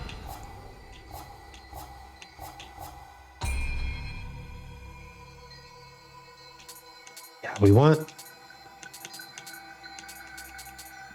as many elixirs as we can. For this first playthrough, at least. The Ogress. Yeah, this seems like easy enough mission. Your style is also just emo. Dude, emo is a good style. I was mad jealous of the emo kids when I went to high school. If you don't mind me asking, how old are you? I'm 37. I feel like 60 most days, lol. With 6 kids to keep track of, I don't disagree at all. I think that you'd probably get run down a lot. But yes, my official lore age is 342. But I have existed in the human world for a bit over 30 years. And that's the lore answer.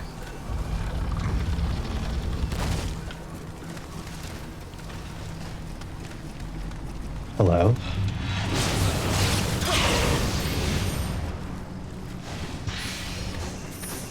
There's a lot of side missions in unique areas in this section.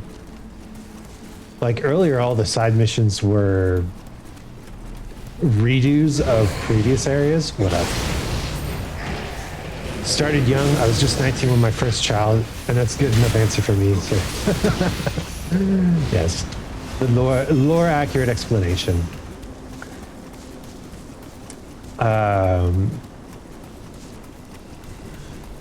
19 when you first have your first kid.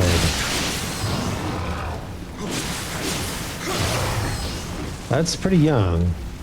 Although I'm not one of those people who would say it's too young. I think high school is too young, but 19 is still very young.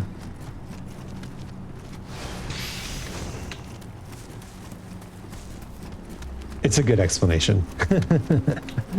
Yes, I am a chimera from a isekai from a monster world, you know. And to keep up my... I have to tell the truth. 19 in June and he was born in October. You gonna die, bro? I don't want to waste arrows on this random dude, but if he's throwing firebombs at me...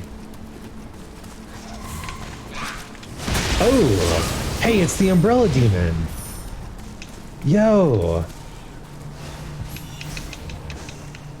So, I don't know the name of all the demons, but I've seen that Umbrella Demon in, like, tons of media.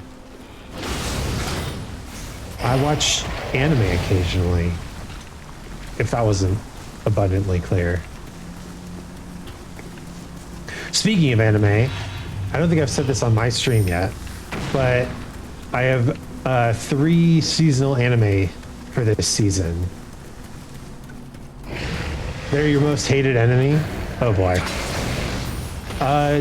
You're playing Nioh 2 with Robin, right? Are you in that group with Pyrite and Robin? They always destroy you. I have 3 seasonal anime that I'm watching this season, and that is Chainsaw Man, Mob Psycho Season 3, and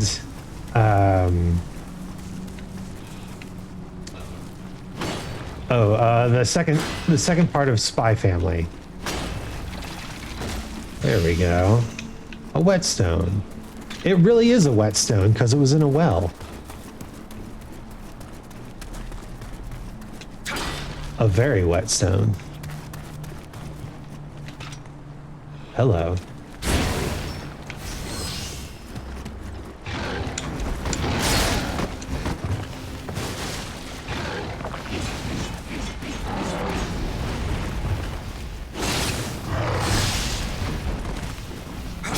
You're now playing that. I think they have tasks where I'm playing. So you need to wait and catch up. Oh, crap. I don't like watching seasonal anime. I hate waiting for new episodes. I get that. I do like when I can binge properly. But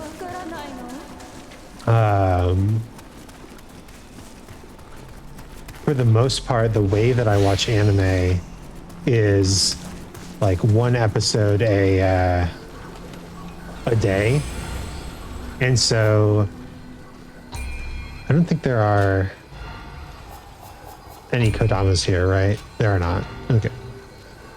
So if I have a few seasonal anime, then I just, instead of watching an episode of the day, I just watch that anime episode on the day that it would come out.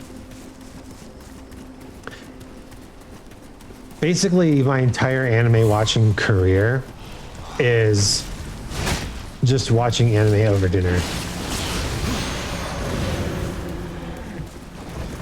Bangasa. Is that what they're called?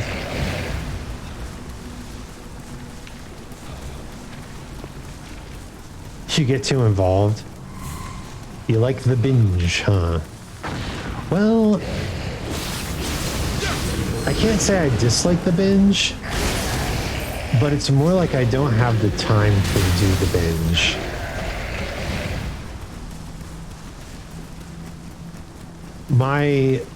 The main way that I like to do everything is a little bit each day. No grabs.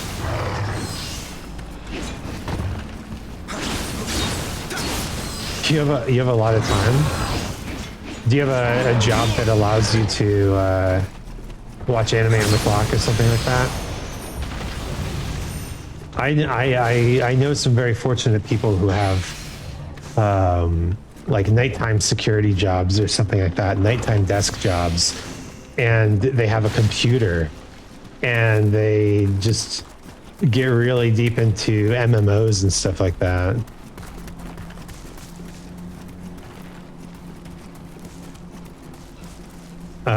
Very, very fun. You can, but it drains your phone too much. Oh, hello. Man, at some point I passed the ability to kill the bullheaded dudes in one shot, and I never want to go back. Last series I binged watched was an adult cartoon called Archer. Hey, Archer's pretty cool.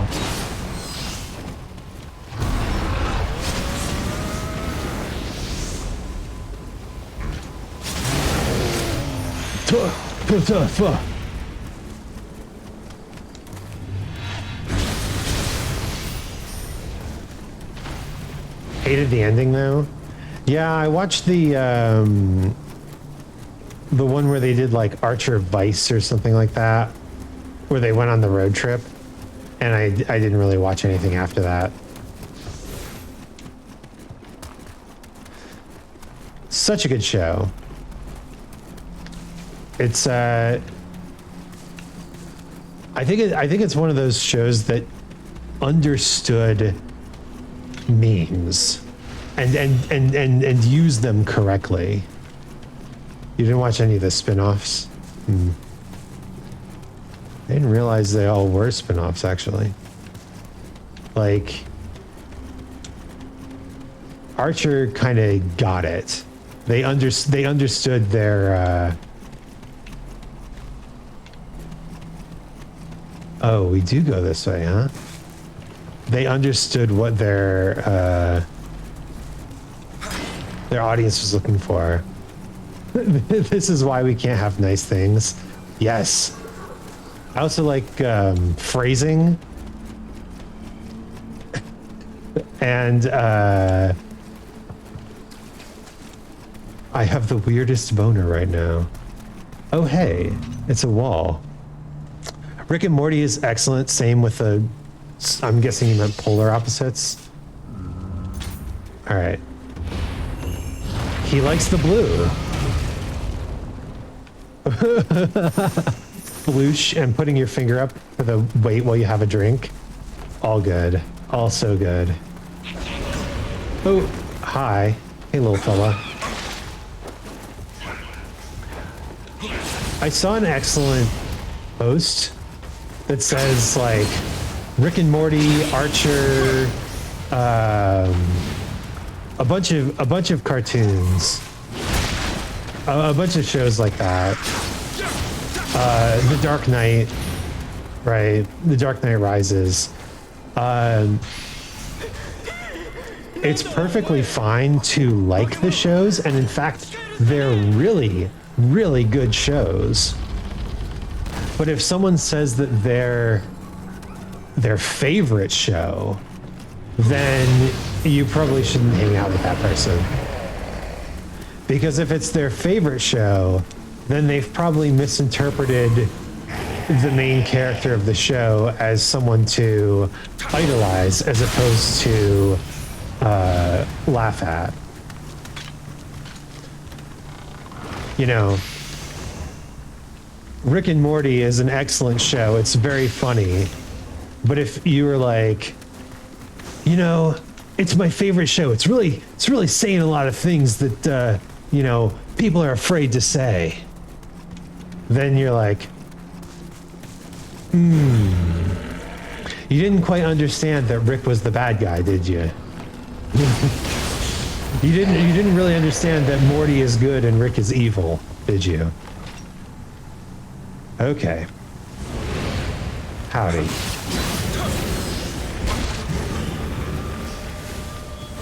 Top 10 of adult cartoons? Yeah, I would say absolutely. It's a smart show. Thought Morty was the villain because of that one episode. I don't know if Morty is the villain per se, but he is. Oh my god. It's more like Morty is a source of order, and Rick is a source of chaos, right? Neither of them are necessarily good or evil, as much as they are very intent on. Oh man, it spawns the red ones behind you. What a jerk.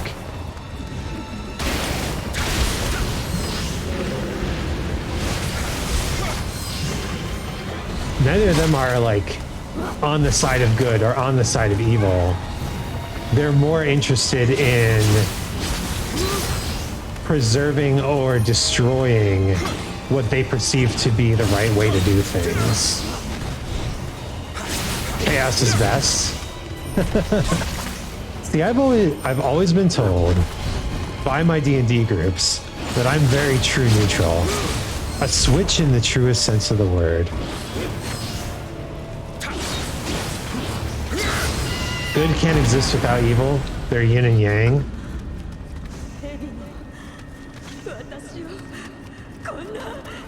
I agree. It's the classic question. If a Boy Scout helps an old lady across the street, is he doing it altruistically to help the old lady, or is he doing it selfishly, being to, you know, get his merit badge, get his own feelings satisfied, right? Because you could totally do something like that altruistically. Oh, now we can do it as a Twilight mission? 235? Are you kidding me? Okay. For a badge or for good intentions. That's a great way to put it. Yeah, it's a very I didn't come up with this. It's a very old way to look at it.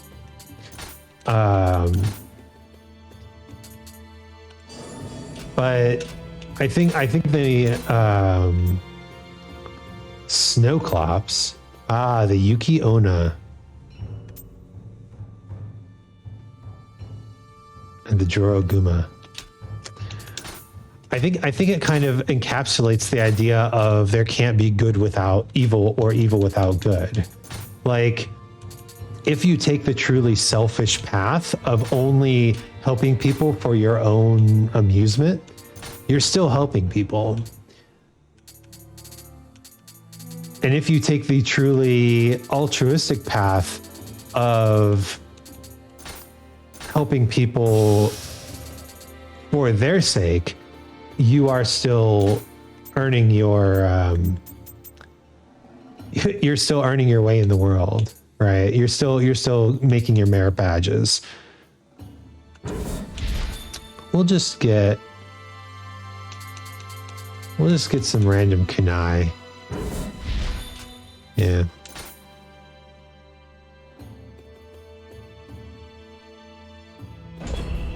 A giant ghost, let's go. Shades of gray. True. But I don't think that morality is a shade of gray. I think that people are shades of gray. I think that by the nature of our existence and our consciousness, Oh, this level again. Okay. There are certain things that are good, and there are certain things that are evil, right? I enjoy owning objects. So if I steal objects from other people, I'm depriving other people from owning the objects that they desire. Hello.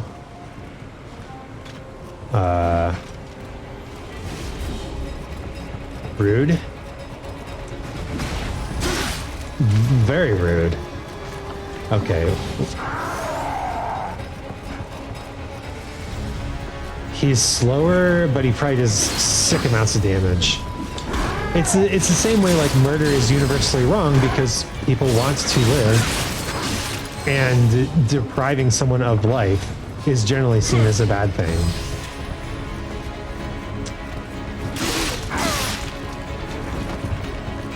And in the same way, like something like sharing in community.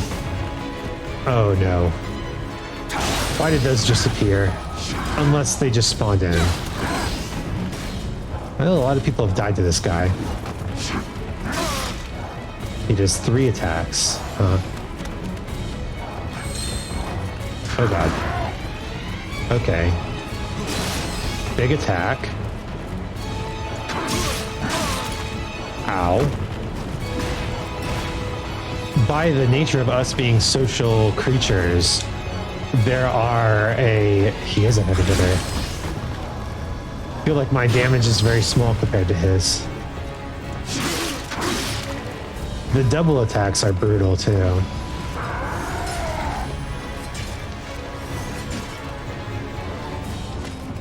I don't suppose we can paralyze this bad boy. Got him. All right, that was good.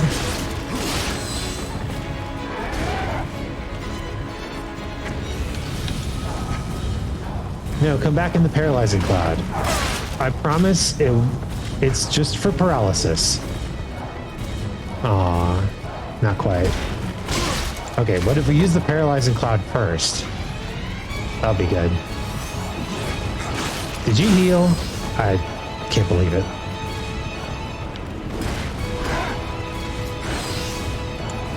Oh, he can recover his key as well. Key breaking this guy would be difficult.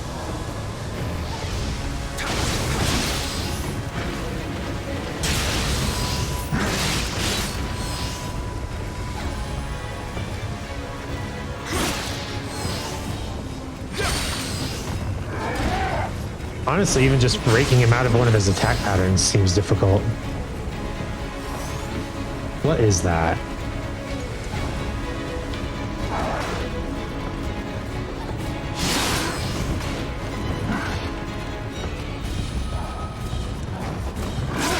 So in the same way that, you know, people have good and there are good and evil things, there are like objectively chaotic and objectively lawful things that exist in the world. Okay. Let me, instead of the fire amulets, let's use the talismans, which are renewable.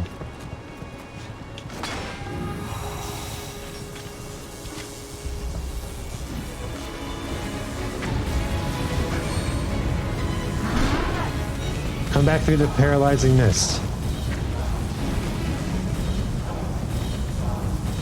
That's right. Take that. I didn't mean to use the second paralyzing mist. Just took down the Titans in Hercules World. Epic.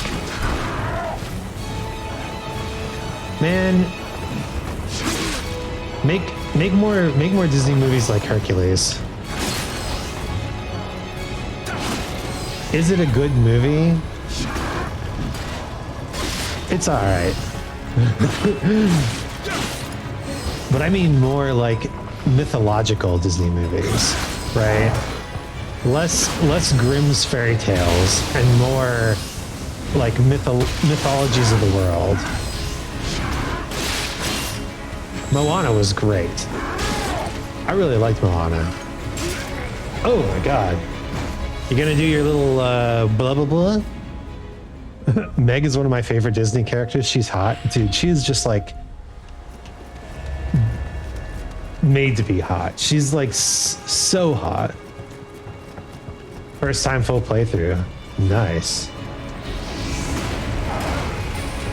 All right.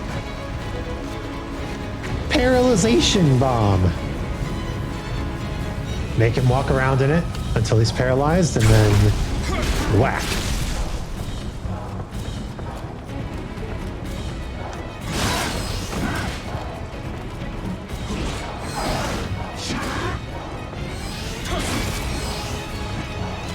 Maybe I should use my big attack pattern. Paralyzation bomb.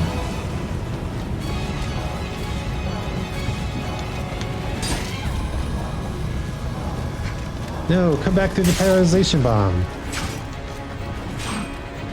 Aw. He's not a fan.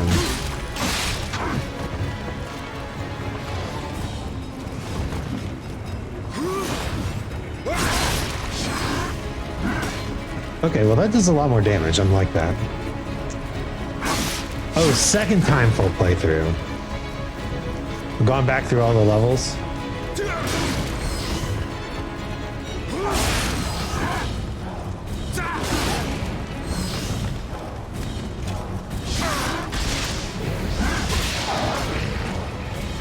Alright, 2 of the little bullheads are good enough to stun you indefinitely, so gotta take them out first.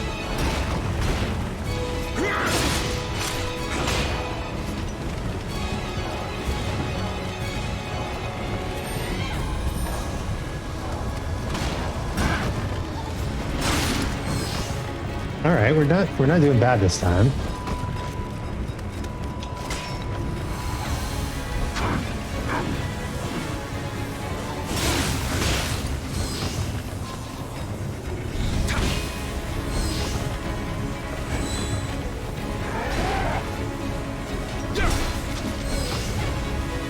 What? Bro be healing? Not fair.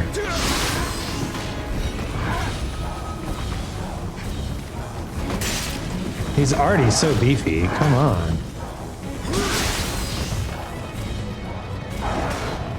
All right. Let's make a deal. No more healing.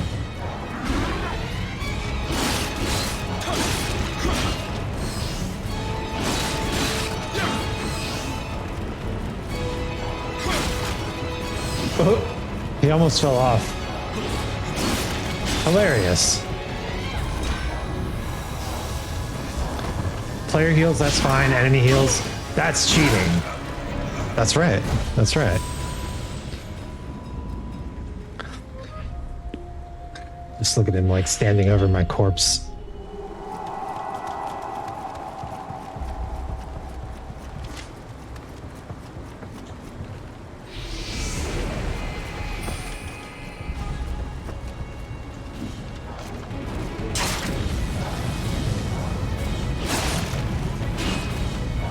Get in the paralysis cloud.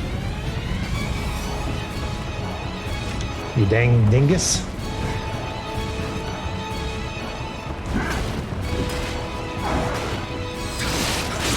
So I think Elden Ring understood that enemy heals have to be a very rare thing, right? There's only one enemy that heals itself in Elden Ring, and it's like the hardest boss in the game. I can like drop him off the edge, can't I? But he can dodge back onto the edge if he has stamina left.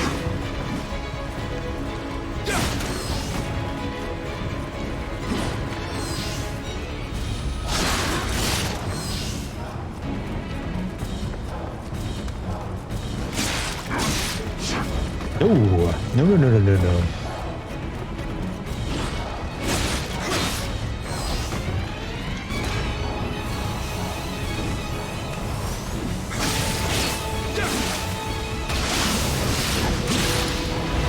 Yeah, see, we almost dropped him off the edge there.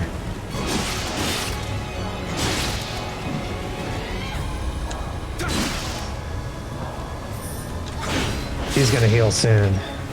I can feel it. He's waiting for his moment to heal.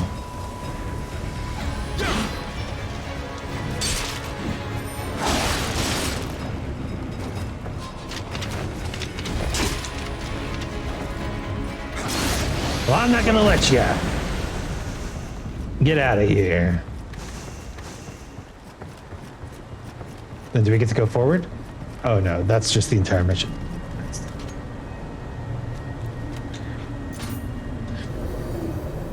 Yeah, so Elden Ring did multiple things with their healing enemy. GG, thank you. They made her easy to stagger. They made her a fast enemy, like lightweight, fast sort of thing. I learned his the Nioh stance, resolute. That's hilarious. Hades is one of my favorite villains from Disney. He's just funny as.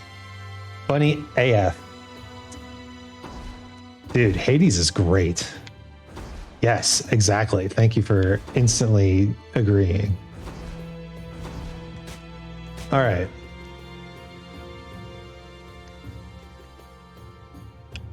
I think we have time to do another side mission. Jinx. Do I owe you a soda? I'll come give you a hydrate redeem. How's that? By the way,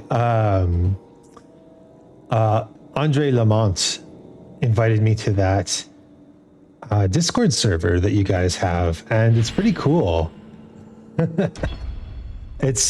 I've been interested in Discord servers for the reason being that, oh my gosh, ow, bruh. I've been interested in joining Discord servers recently. The reason being is I've seen a lot of bad ones and dead ones among my own friend group. So I'm kind of curious to see kind of what does it take to run a good Discord server. And Robin, who was here earlier, has what I would consider a good Discord server. And the one that you invited me to is also a good Discord server. I'm trying to find the sauce, right? I don't think I have the energy to run my own Discord server in addition to everything else I want to do. But if I know what a good Discord server looks like, then, you know, being a mod or finding mods for my Discord server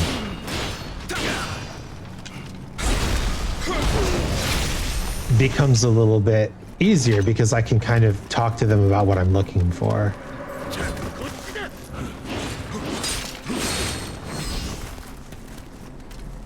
Oh, and a ninja? Wow, this is unfair. Okay, one down.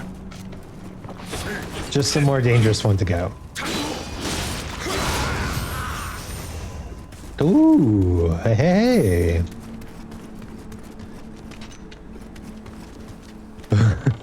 People like me as a mod for some reason. Funny thing is, I always break the rules. Okay, so you are a force of chaos, but I don't think that that's a bad thing.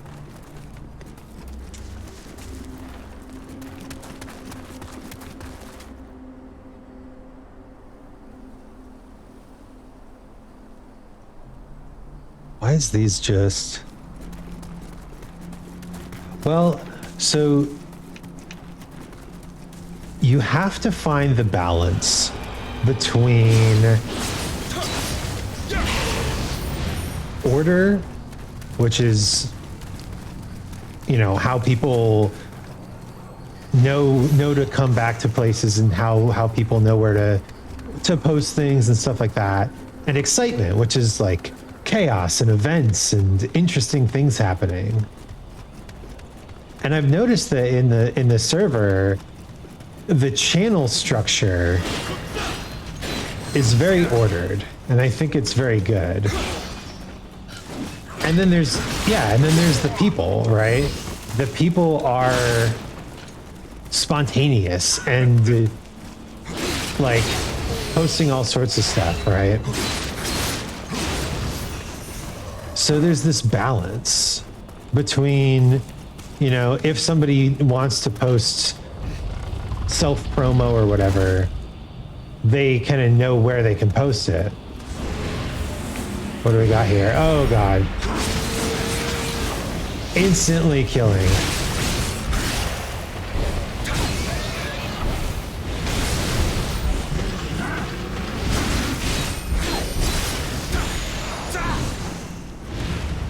Get out of here. Oh, and we've got another 3-pronged chest. But at the same time... Hello? Tanuki! Hello? A bow. Yeah!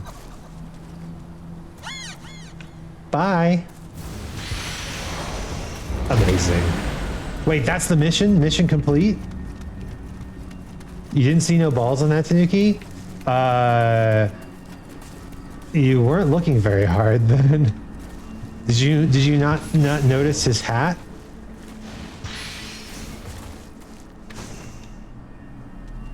What is this guy doing? Why are they... Why are they just sitting here? They're marked as enemies. Oh, right. They're just sitting here because I beat the level. I wasn't looking. I only noticed it was a Tanuki after you said it. Ah, yeah. So... Oh, they've all surrendered. I see. Well, let's just go around and grab some items then.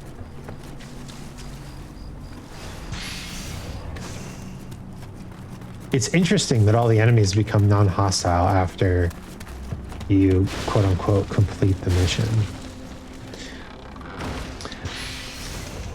Yeah, it's got a humongous ball sack, and the ball sack is its entire hat.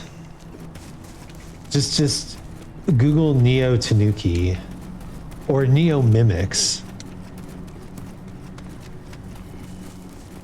More accurate then, absolutely correct. You telling me you're gonna have a Tanuki with no balls? That ain't a Tanuki at all. Ah, don't support me, I'll cry.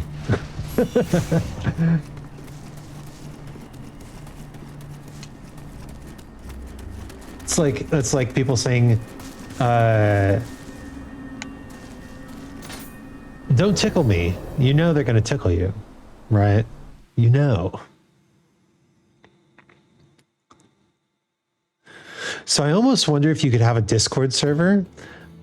Don't bully me, I'll come. Yeah, you know they're gonna keep bullying you.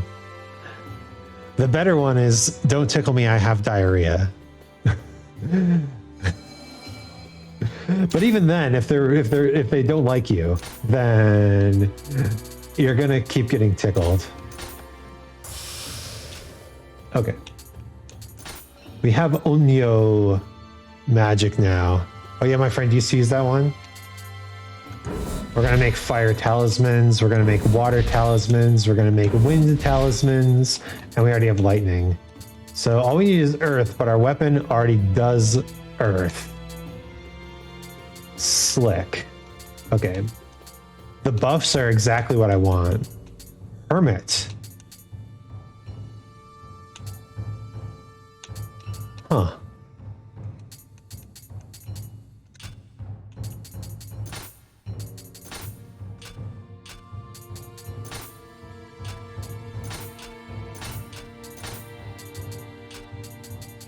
There are so... Should I start training up another weapon? I'm gonna eventually need a lot of skill points for the Odachi.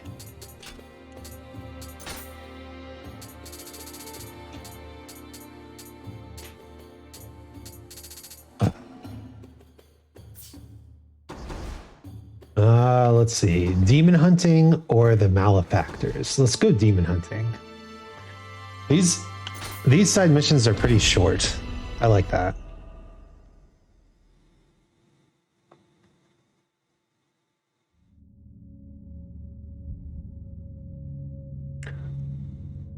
My 4-year-old Alyssa just got extremely excited Mickey Mouse made an appearance. Yeah, I remember playing the very first Kingdom Hearts game because I had, believe it or not, rented it from Blockbuster. Oh yeah, I wanted to level up.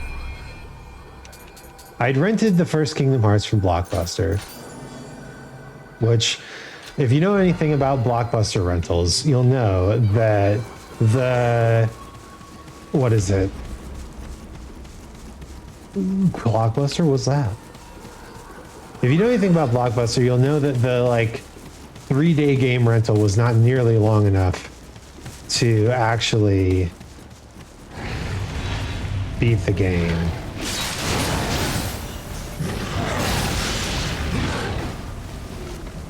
Clockbuster. Wasn't there a movie called Clockbusters? No, it was Clock Stoppers. And was expensive as well for 3 days. Yeah, it was. We were only allowed to rent 1 or 2 games at a time because it was just ridiculously expensive. Oh, is this one of those fight waves of enemies sort of side missions? It totally is. $12 for 3 days? Yeah, that sounds somewhat accurate to what I paid as well.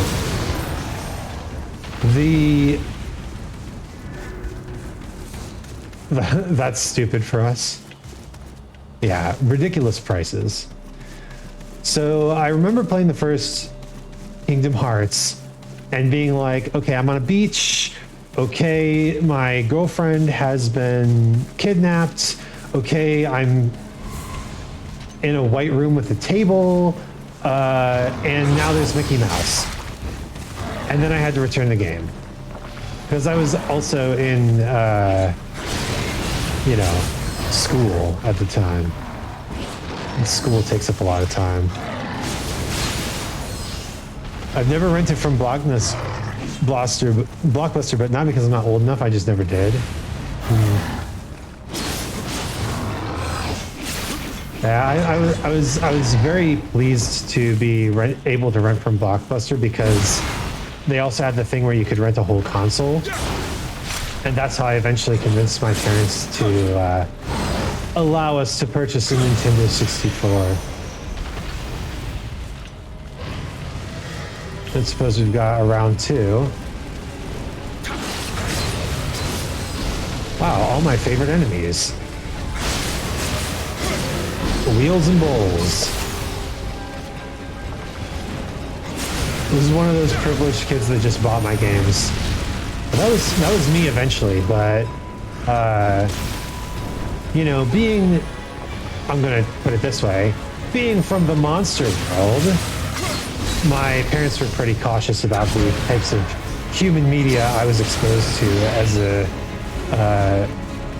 neophyte in the human world. And so having Blockbuster to give us a trial run on the N64 was actually, hey, come on, I can totally get up there, you jerk. Oh my God. My character has been blocked by waist-high walls, knee-high fences, but now I'm being blocked by an ankle-high ledge. It's like a stair. Come on.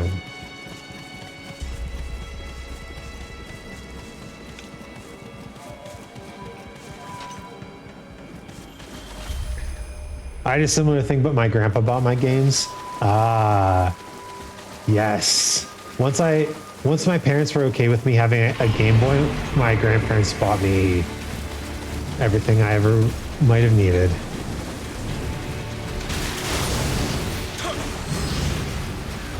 Games and consoles were rare to rent, were cheap as $10 for $10 for 10 days, apart from the brand new releases, of course. Yeah. No, for sure.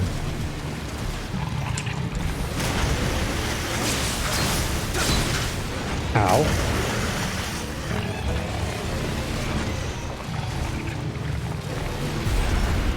Let's just get to this guy's second phase as quickly as possible, because the second phase is way easier.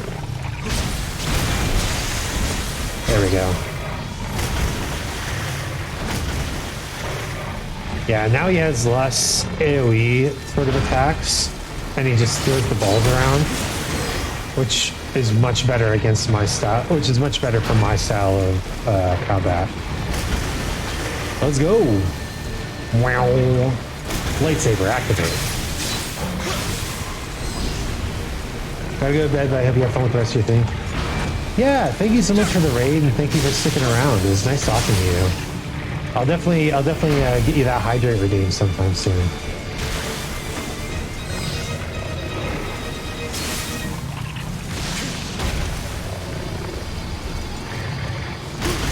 Let's I mean, I don't think I can just kill him here.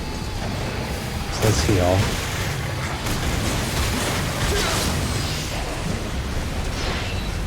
Yeah. My streams are always fun and interesting. Thank you. Rare item collector. Oh, my reputation level has increased. Let's go. Prestige. Item drop rate and yeah. Okay, cool. Sir Isaac is awesome and always epic to talk to and watch play. Thank you. I've been doing a lot of research on how I could grow my stream. And I think the best thing I can do right now is just kind of like make friendships and get good people to chat with. Because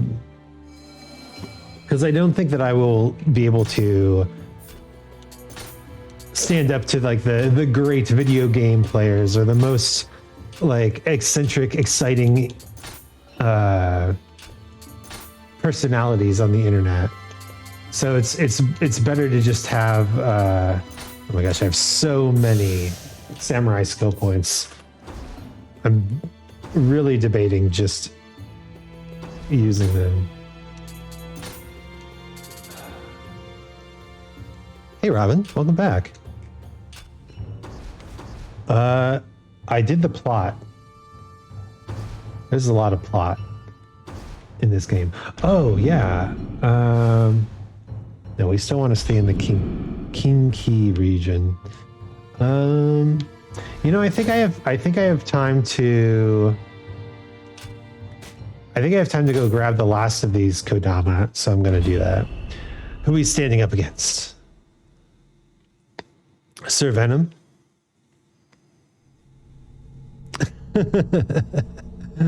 Meant to be a bow emoji.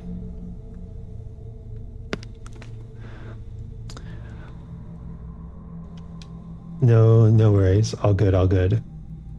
So yeah, Robin, you have a lot of experience with content creation. And I was thinking about making personality, like trying to find personality versus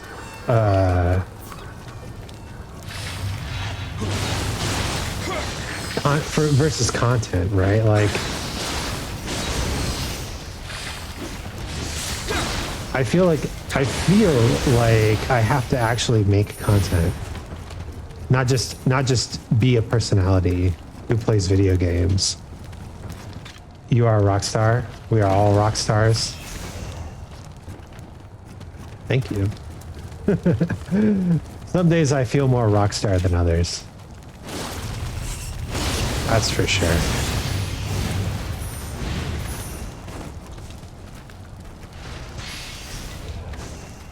But so my idea has been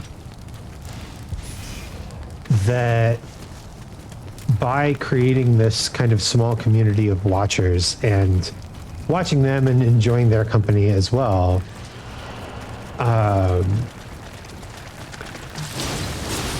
kind of getting my own little team of marketers, maybe, right? Like a team of friends who are able to help me. Yo, not cool. A team of friends who are able to help me grow, and it feels like all of the big streamers have this sort of team of friends, right? Oh, I forgot they give you this slow status. Or it's sloth. They give you the sloth status. And trying to join into one of those groups is almost like auditioning for friends, right? So it's better to kind of find your own little friend group. I don't even know what I'm trying to say here, but I guess I'm asking if the idea of just making your own little friend group is a viable way to grow into a large content creator. Because I've also noticed that the content creators who have these friend groups are usually not the biggest of the content creators. They're usually in the mid-size. Maybe it's like the classic idol trope where you start in an idol group and you eventually break off and find a way to be entertaining on your own. That's sad. I'm sure you're typing up a huge response right now. And I'm just rambling. Giving you more stuff to respond to.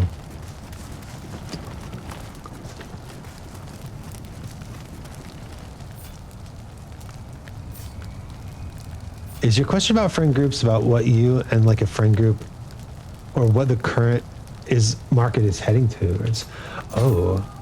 I guess I'm interested in both.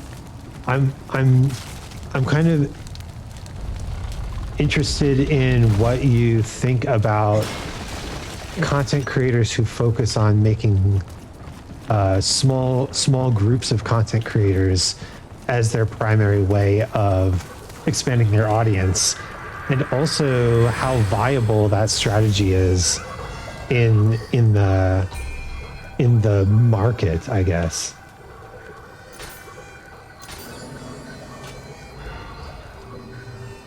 Also, what are the soft caps in this game? Totally off topic, but I would love to know when I can stop leveling, like, stamina.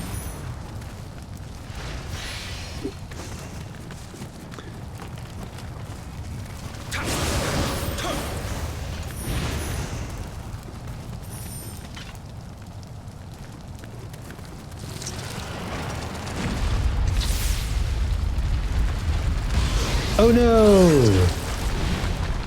First off cap is at 30. Okay. Good to know. then I am still okay to keep leveling up to 30, and then we'll maybe after we get to level 30, we'll go back and get some of those like magic and dexterity up to level 10, so I can do the advanced ninjutsu training and stuff like that.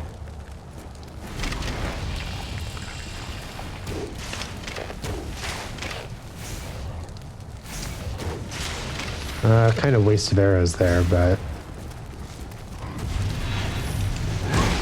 I really didn't want to be fighting this guy. Should get spirit leveled up first. Well, right now my spirit is at level 11,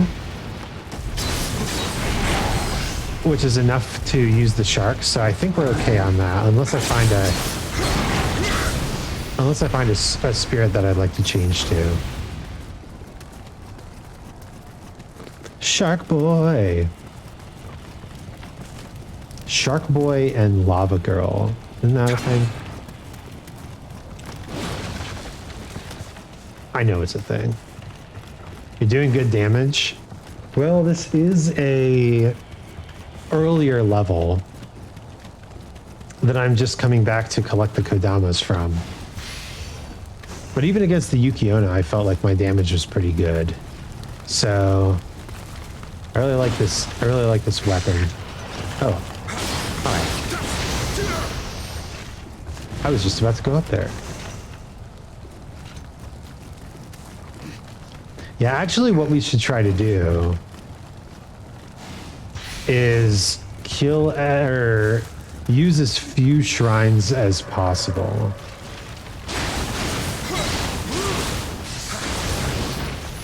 Just so that we can clear out this entire level and really scour it for the babies. Babies!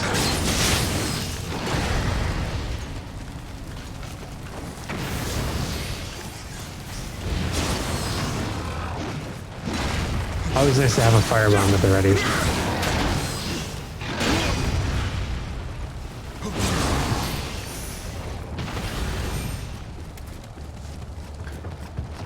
I realized that my first playthrough of Elden Ring was kind of weird, because I totally got entranced by the awesome assassin gear. Normally I do big sword playthrough first time, but I guess I didn't really see Elden Ring as my quote-unquote first playthrough, because it's such a Dark Souls-like game. I felt more comfortable just diving into the dodging and parrying mechanics.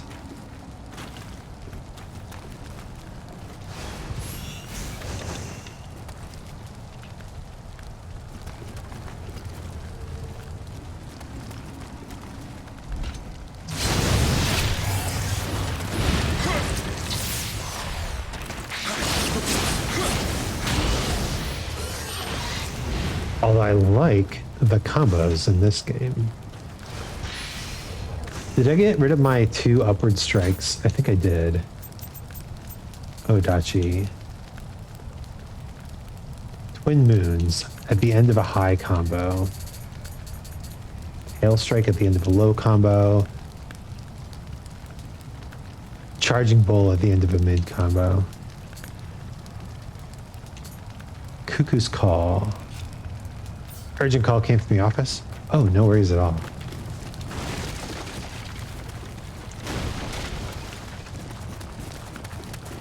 I actually have. Yesterday was a very busy day for me. I had to go to the dentist and mail some stuff and go shopping and all this sort of stuff. In addition to do all my normal daily stuff that I like to do. So I was totally worn out, and I let my work pile up a little bit. So pretty much today is going to be a extra work day. Somehow I missed this item last time, but I probably thought I couldn't walk in the water. Actually gonna get caught up on the work that I have to do. No, no.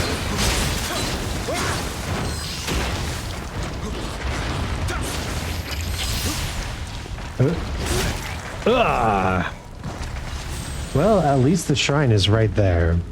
Always good to open up those shortcuts. Haha.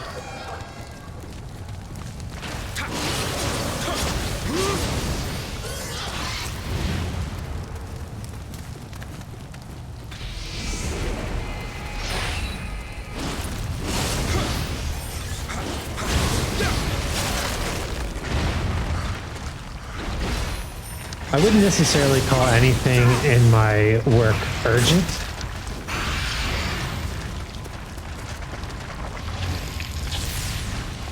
If it's not too much to ask, I'd like you to repeat your doubt just to see if you're consistent on your own doubts. Oh, that's actually a pretty good exercise in general.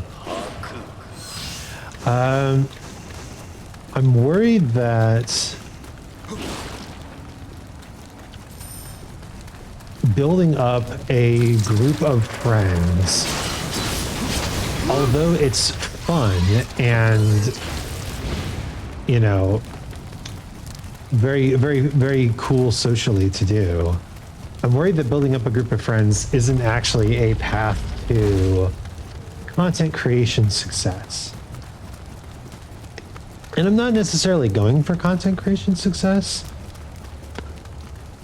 but I would love to hear the perspective of someone who has walked the road before and really see if there's something I could be doing as well to create like real content creation success. Like, for instance, I like making music. I like doing fun little music projects. Turning them into videos makes them viable on TikTok, and it feels like TikTok right now has the best algorithm on the internet, which makes me want to use it to get people to find my music. So if there was, so maybe it's like find a group of friends and then upload clips of the group of friends as like VTuber funny moments compilation or something like that. Right? Or make a TikTok channel that's like V2, like all of the VTubers in this particular Discord. Oh. Ah, I found him. Hello. Hello, little man.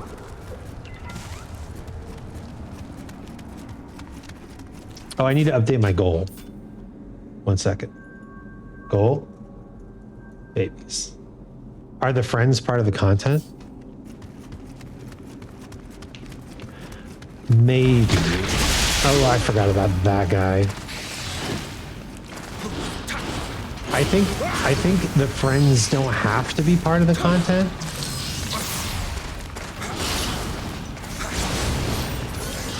It's like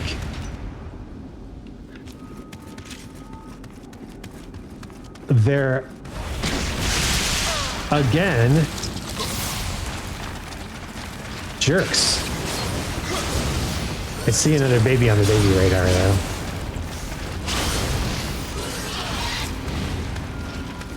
Hi. It would be ideal if there were collabs.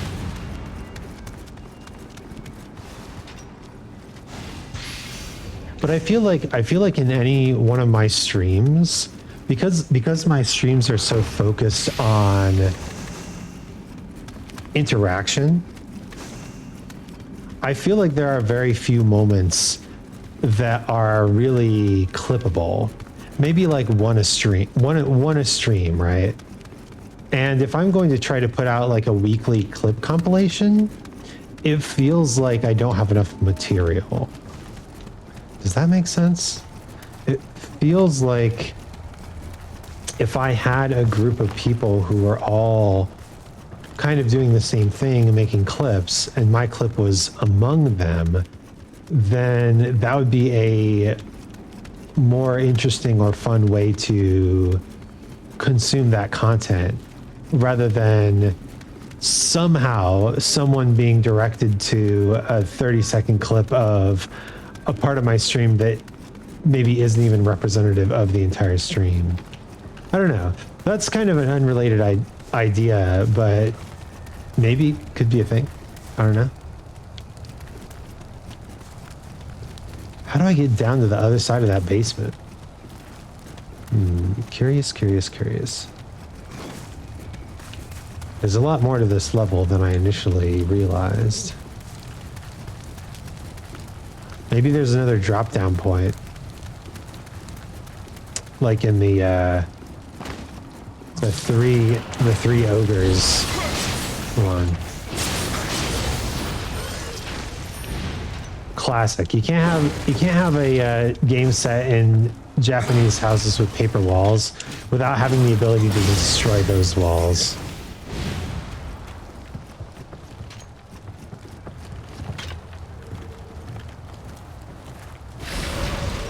Hello.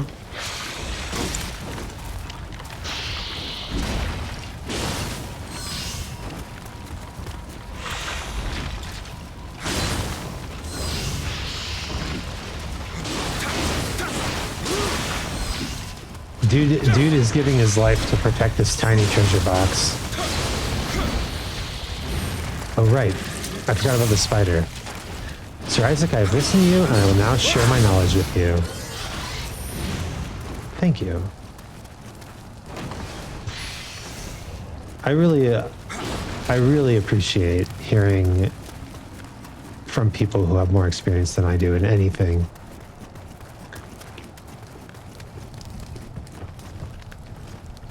Even if they're younger than me.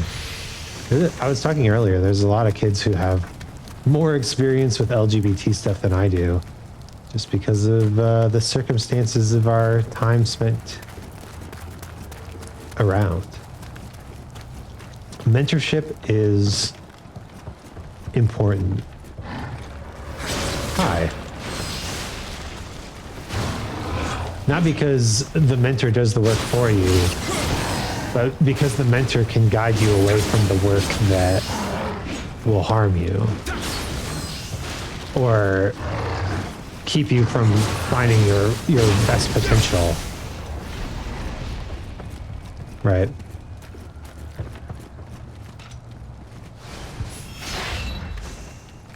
I was so sure that that was going to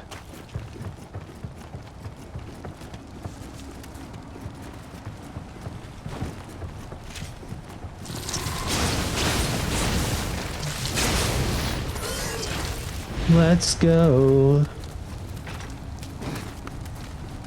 And from the other side. Alright, I still don't see any babies on the baby radar. But at least we have a living weapon to deal with the next patch of fog.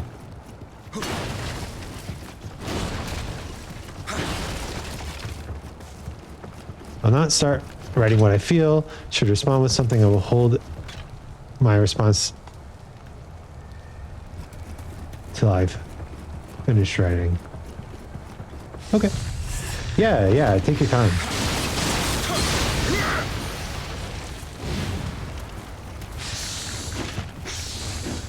Obviously, this is a complex question. Success is always subjective. That is true. That is very true. In that sense, the fun of chatting with people can be success.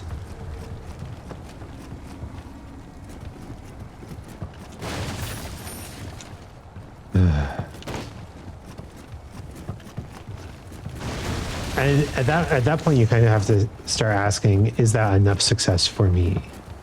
Right. Hello, two-sword man. Get out of here. The meaning of success can totally be different. Yeah. I can absolutely get behind that.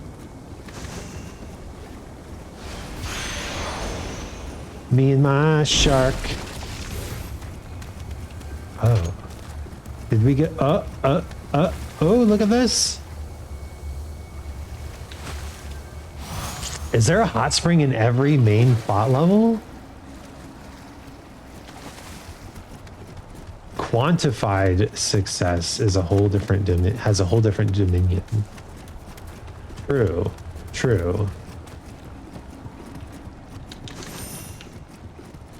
People can judge you based on how much quantifiable success you have. And you can judge yourself based on how much quantifiable success you have.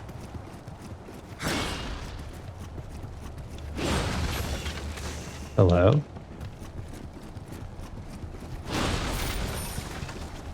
Strike down the gates first, ask questions later.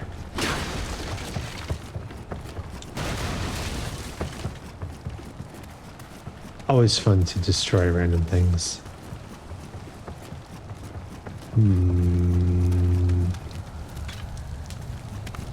How do you get over there? I seem to recall there being a way.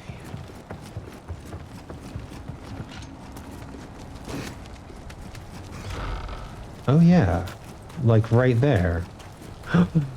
Oh, the Hole of Death. I remember the Hole of Death. Oh, that wasn't nearly as far as I thought it was. Content creation revolves around the perspective of the creator, the value of which varies from consumer to consumer. Ah, okay, okay.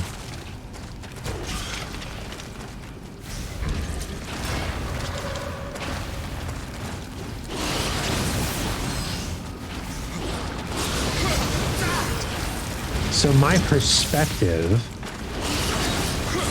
is the valuable part.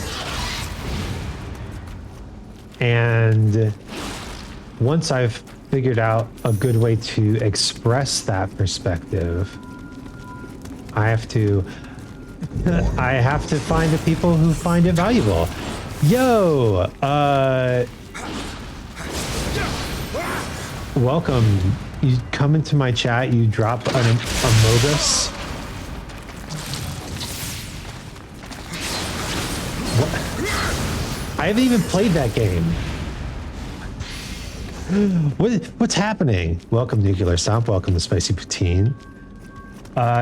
You come into my chat on the only day of the week that I am not collabing, and you ask me to play Amogus, and you give me Amogus. Sorry they did that to you. It's okay. I like everyone in the world at this point, I too have been infected by the mind virus that is Among Us.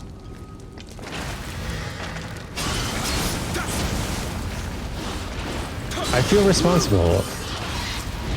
Yeah, not talking about Among Us all stream. Well, we were talking about the validity of group efforts in content creation. Oh my god. So, yeah. Are there any other content creators among us?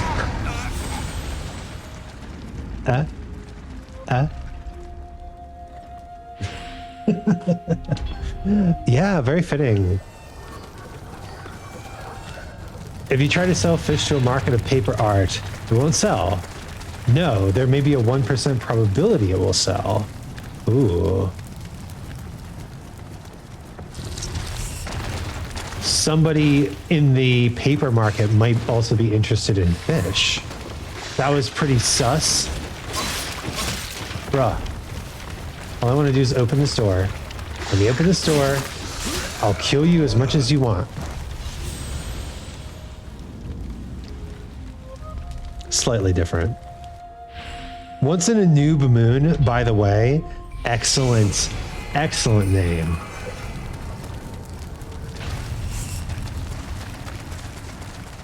So now I can just go here. It really is. However, if you sell fish in a fish market, will it sell? Yes, maybe. The hard competition. Ah, okay. So it's not just about who you show your perspective to. It's about the place you do it. If London wakes up after joining this raid, she's going to flip out.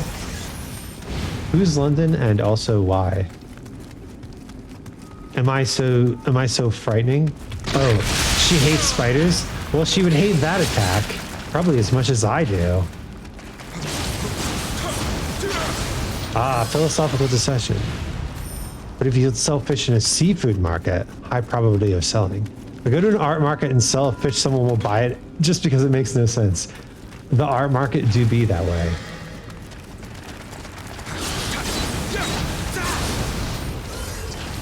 All right. Eyes on the above us. This game ain't called Among Us. It's called Above Us. There are spiders above us. Well, so really what you're saying is you have to find the place where people are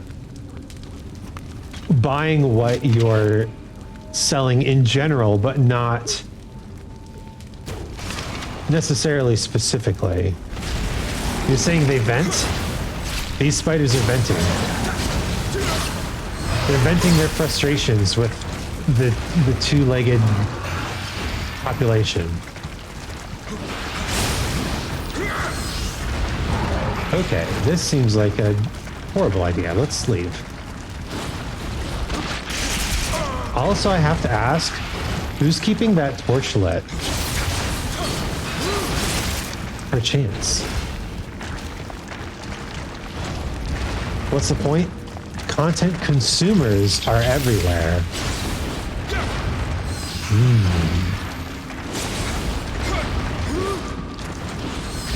Two things are needed, content and the content reaches the consumer.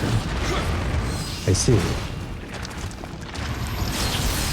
By the way, to those who are joining, Robin is a super cool guy who has been streaming for years. So I'm eager to receive the wisdom. Also, no arms or no legs, definitely no legs. Definitely no legs. I do too many video games. If I had the choice, that's the choice I would make.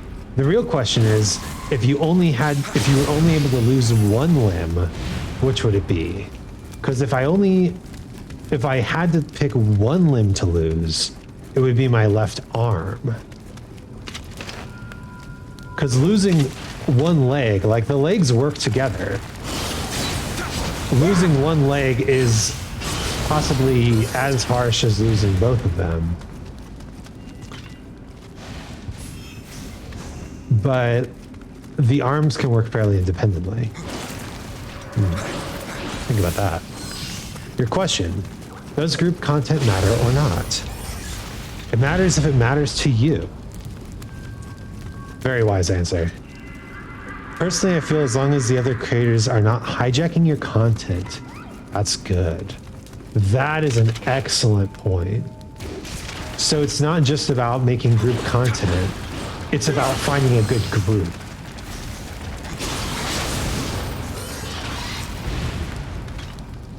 That actually makes a lot of sense. I'd lose my left arm because then I can replace it with an arm cannon. Okay, here's a question for the audience. If you were to submit yourself to cyborgification, what parts slash what percentage of cyborgification would you be willing to do? If you were to replace body parts with machines, what's like your part that you'd never be willing to replace? What's the part that you would instantly replace? Depends on if I had kids already. What an insightful answer. 100% about finding the right people who work together instead of trying to compete for audience retention. Yes. And I think a big part of that is why Twitch is a better platform than YouTube. Because the main way that you kind of find things, find new people on Twitch, is by sharing your audience with other people.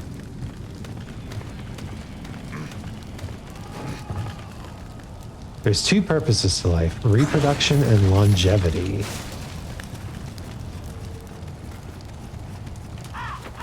That's a philosophy for sure. I don't want this guy to snipe me, so we're gonna do that real quick. Oh, hey, the ladder. I found the ladder that you kicked down. Ants versus tortoises.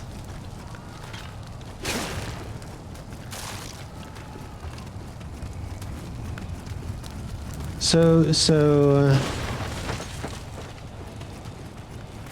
weirdly enough, I had this thought last night because I had a pretty bad case of body dysmorphia, but I think I'd eventually be okay with 100% machine as long as I could retain my emotions and my willingness to create. Oh. Hi.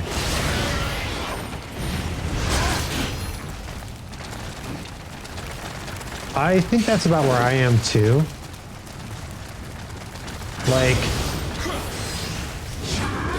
I would need them to, you know, prove that my brain uploaded to a computer would retain its sense of self and emotion. If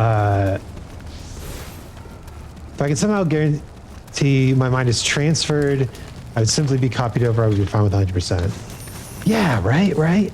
Flesh decayed. Machines do not. Well, machines still require maintenance, right?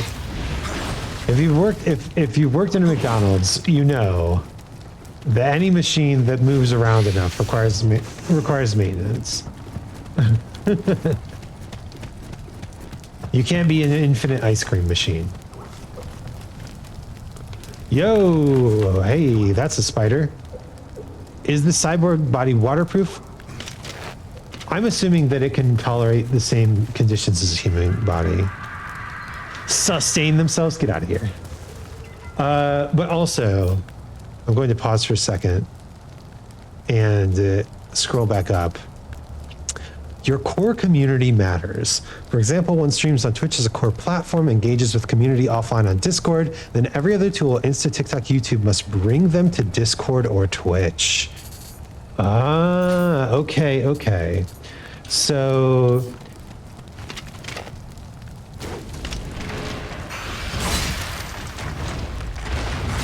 core community matters. My cyborg body would need plenty of ventilation.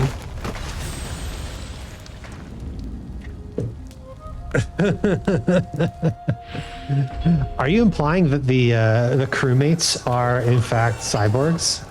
Because I would buy it. Okay, we can actually get back there pretty quickly thanks to this ladder. But the crewmates have blood types.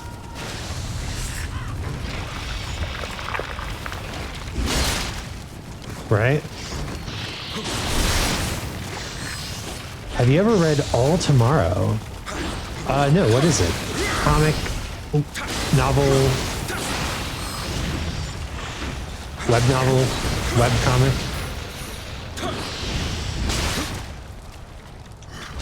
Series of poems?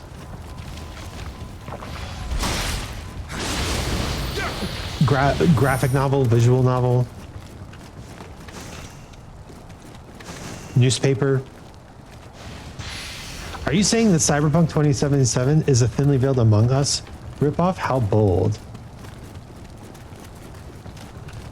Here's the real question. Could you create an Among Us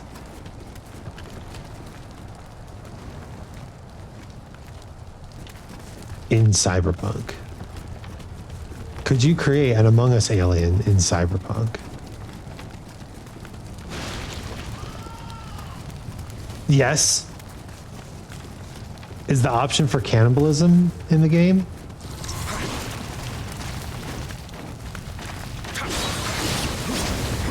Oh, not in Cyberpunk.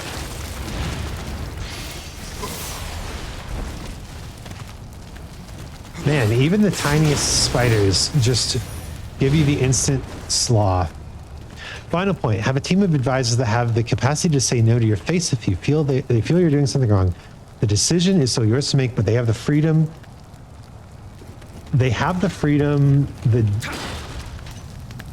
the say without being judged. You thought I meant in general? We could breed an Among Us monster. We could crack the genome. Find the Among Us. All right. Yo, spicy poutine. Thank you for giving the gift set out. Freedom to say without being judged. Get trolled. What a troll. Epic troll.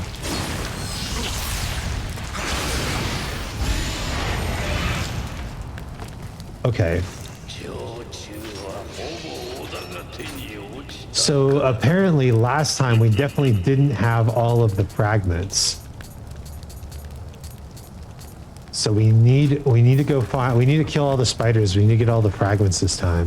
And then we'll have truly beaten this level. Thanks all for raiding in and sticking around. Normally I'm well done at this time of night. But we're gonna completionist this level. Dang it. Completionism. The game.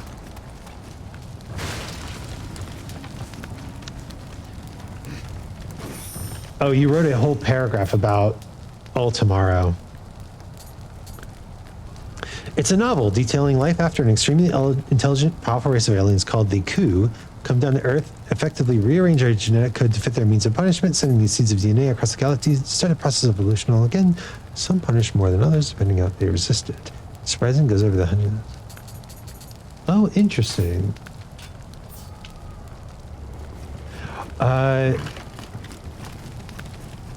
That sounds pretty cool. It's a novel, you say?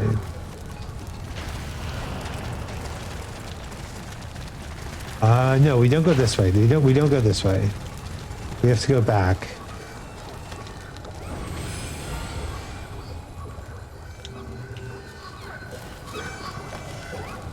You just Jacob Tutu'd? I don't know what that means. Come get me. Ah, you've fallen prey to the classic blunder.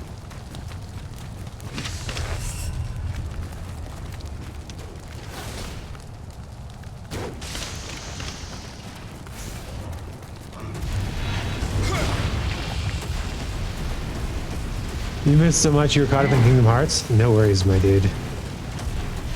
Thanks for popping back in. It's a really good read. My favorite part is actually done by an incredible artist who gives artistic representations of each new race, the coup, the planets, and everything. Oh, that's cool. The art for it is so good. It's always nice when a... Nuts. It's always nice when a content creator can provide the most artistically accurate interpretations of a particular thing. Closing note, always rewatch your content. Oh, I don't do that. If you can find the drive to watch your content again and again, then you're good. If you can't watch your own stuff more than once or skip through it, it's a disaster. Ooh. Okay. Well, that's really good advice. Because I do find that I can listen to my music when I make a piece of music that I really like. I can listen to it over and over again, and it gets stuck in my head. So I think my music is like that, but I haven't really thought of doing it for my streaming content.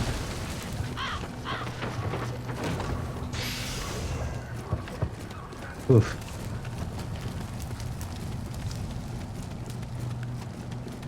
I'm pretty sure there's a spider back here.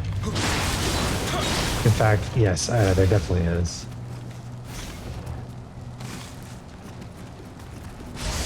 We must find every spider.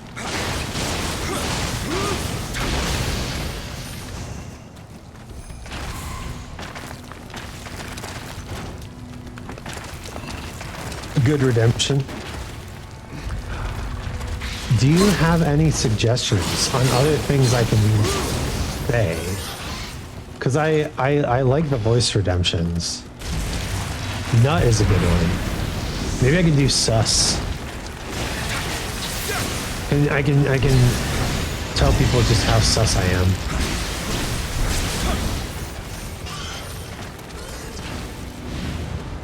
Sound redemptions, like the fart noises. Gotta lurk because I gotta work. Hope you have an awesome stream. Achieve your goal of babies. We did actually achieve the goal of babies. You do an amogus sound. Oh, just import the sound. I hope I've been able to answer a part of your question. You missed one comment before the last one, though. Oh, did I? Team of advisors. Core community matters. I would want my reel to be viewed when viewed by a new consumer to bring them to my channel, not a friend's channel. True. I guess with the, what's the follow goal do? Oh, when we hit the follow goal, I'm gonna play Stray. Normally I don't, I wait until games are on sale, like Steam sale and stuff. But I mean, you play as a cat. I going to adopt a cat. I already have a cat, and I love him very much. But that makes way more sense. True. I guess that would go in with the group dynamic, where if someone is watching a group compilation, I would want them to want to come to my channel as much as they want to come to the other person's channel, right? And if the group compilation is not achieving that, if it's like focusing heavily on one person or the other, then it's probably not a good compilation. Which again goes back to the group dynamic, because you want people who you trust to, yeah, like you said, focus on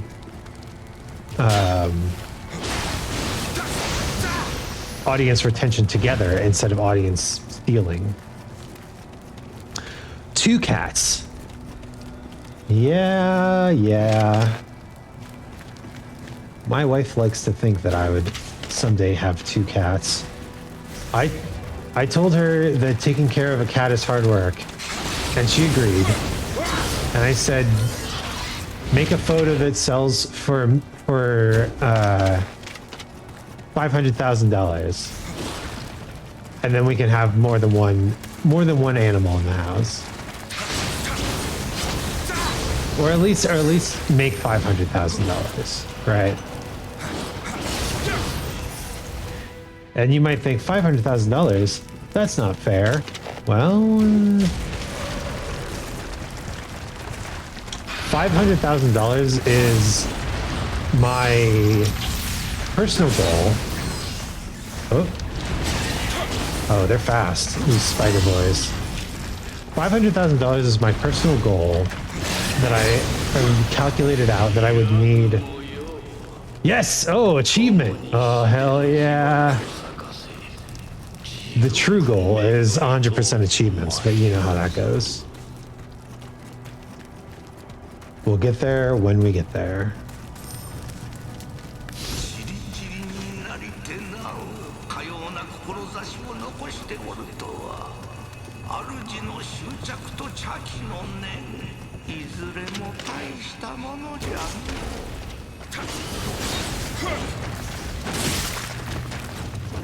$500,000 is, sorry, I keep getting distracted by these dialogue and achievements. $500,000 is what I've calculated out as the price that the amount I need to raise before I don't have to work anymore. At least like a 9-to-5 job. Full-time, if I can get that amount of money, then full-time content creator is basically the dream. So how do you get to that amount of money? Well, you live simply. You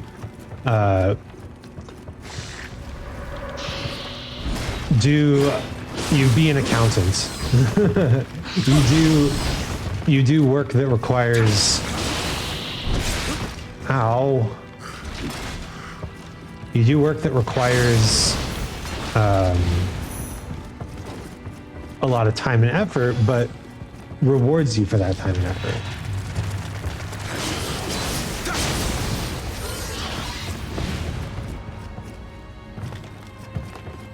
Ah, crap. I missed my exit.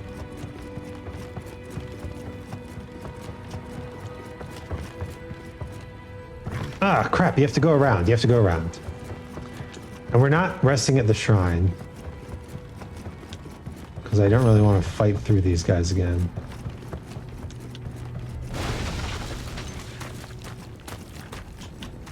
We're just opening the shortcut door.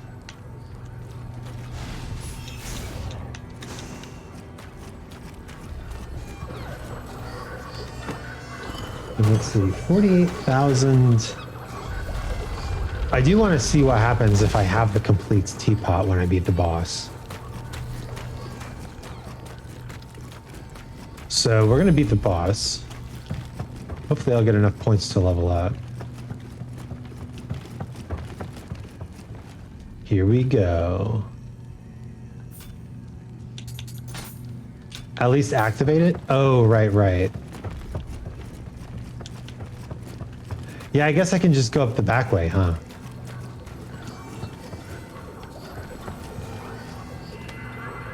Just in case. Good tip.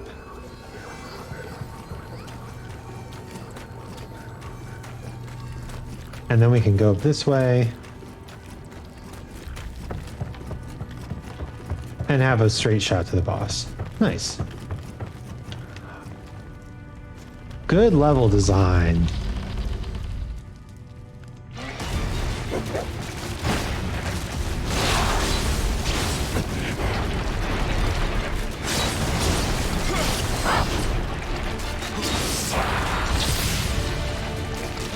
Good luck. I've beaten her before.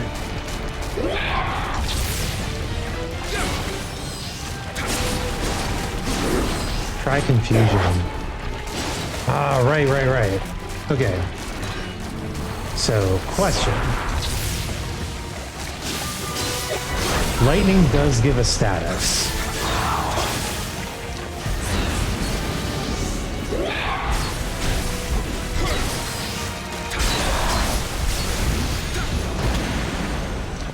Jorogomo Crusher, nice.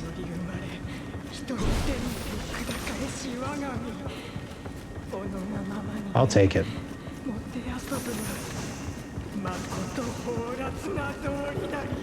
What was that? Spider's leg something?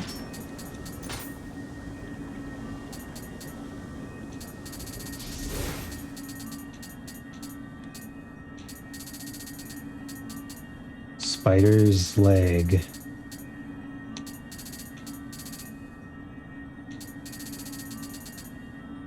Husk.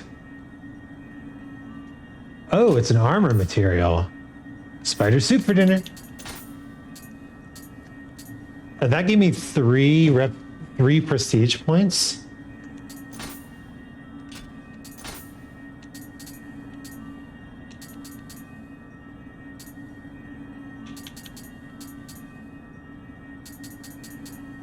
Holy crap, yeah, 60 points. Defeated Jorogumo without taking a single hit. Oh, you can do that for all the bosses. Nice. Yeah, they all give 60 reputation points. That's pretty dope. Okay. Those two are good. Sure. Ooh, durability of living weapon. Darn. Oh well. And still don't have enough to level up. Whew. You know, I'm kind of okay with this stream going longer than usual because this is the only Nioh I'm going to get to play this week. On Sunday, for me, or Saturday, depending on when you're able to join. Oh, we can level up now. Hell yeah. I will be guiding our good friend Kana Peachtree through Dark Souls for the first time over on her channel. So do come join us as we do that. But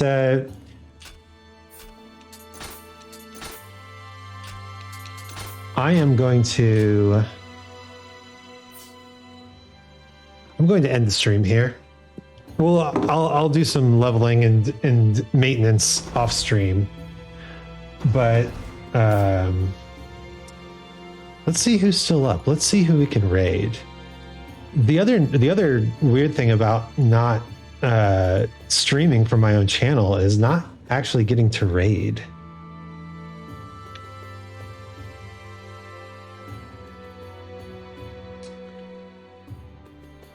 Let's see. Oh, you know, okay. Our good friend Revived Snow has been playing games, long playing games, really. So we're gonna go raid her. Well, thank you everyone for joining me on this journey. My name is Isaac Anzu, and I appreciate everyone who stopped by, rated everything. I hope to see you soon. And until next time, farewell.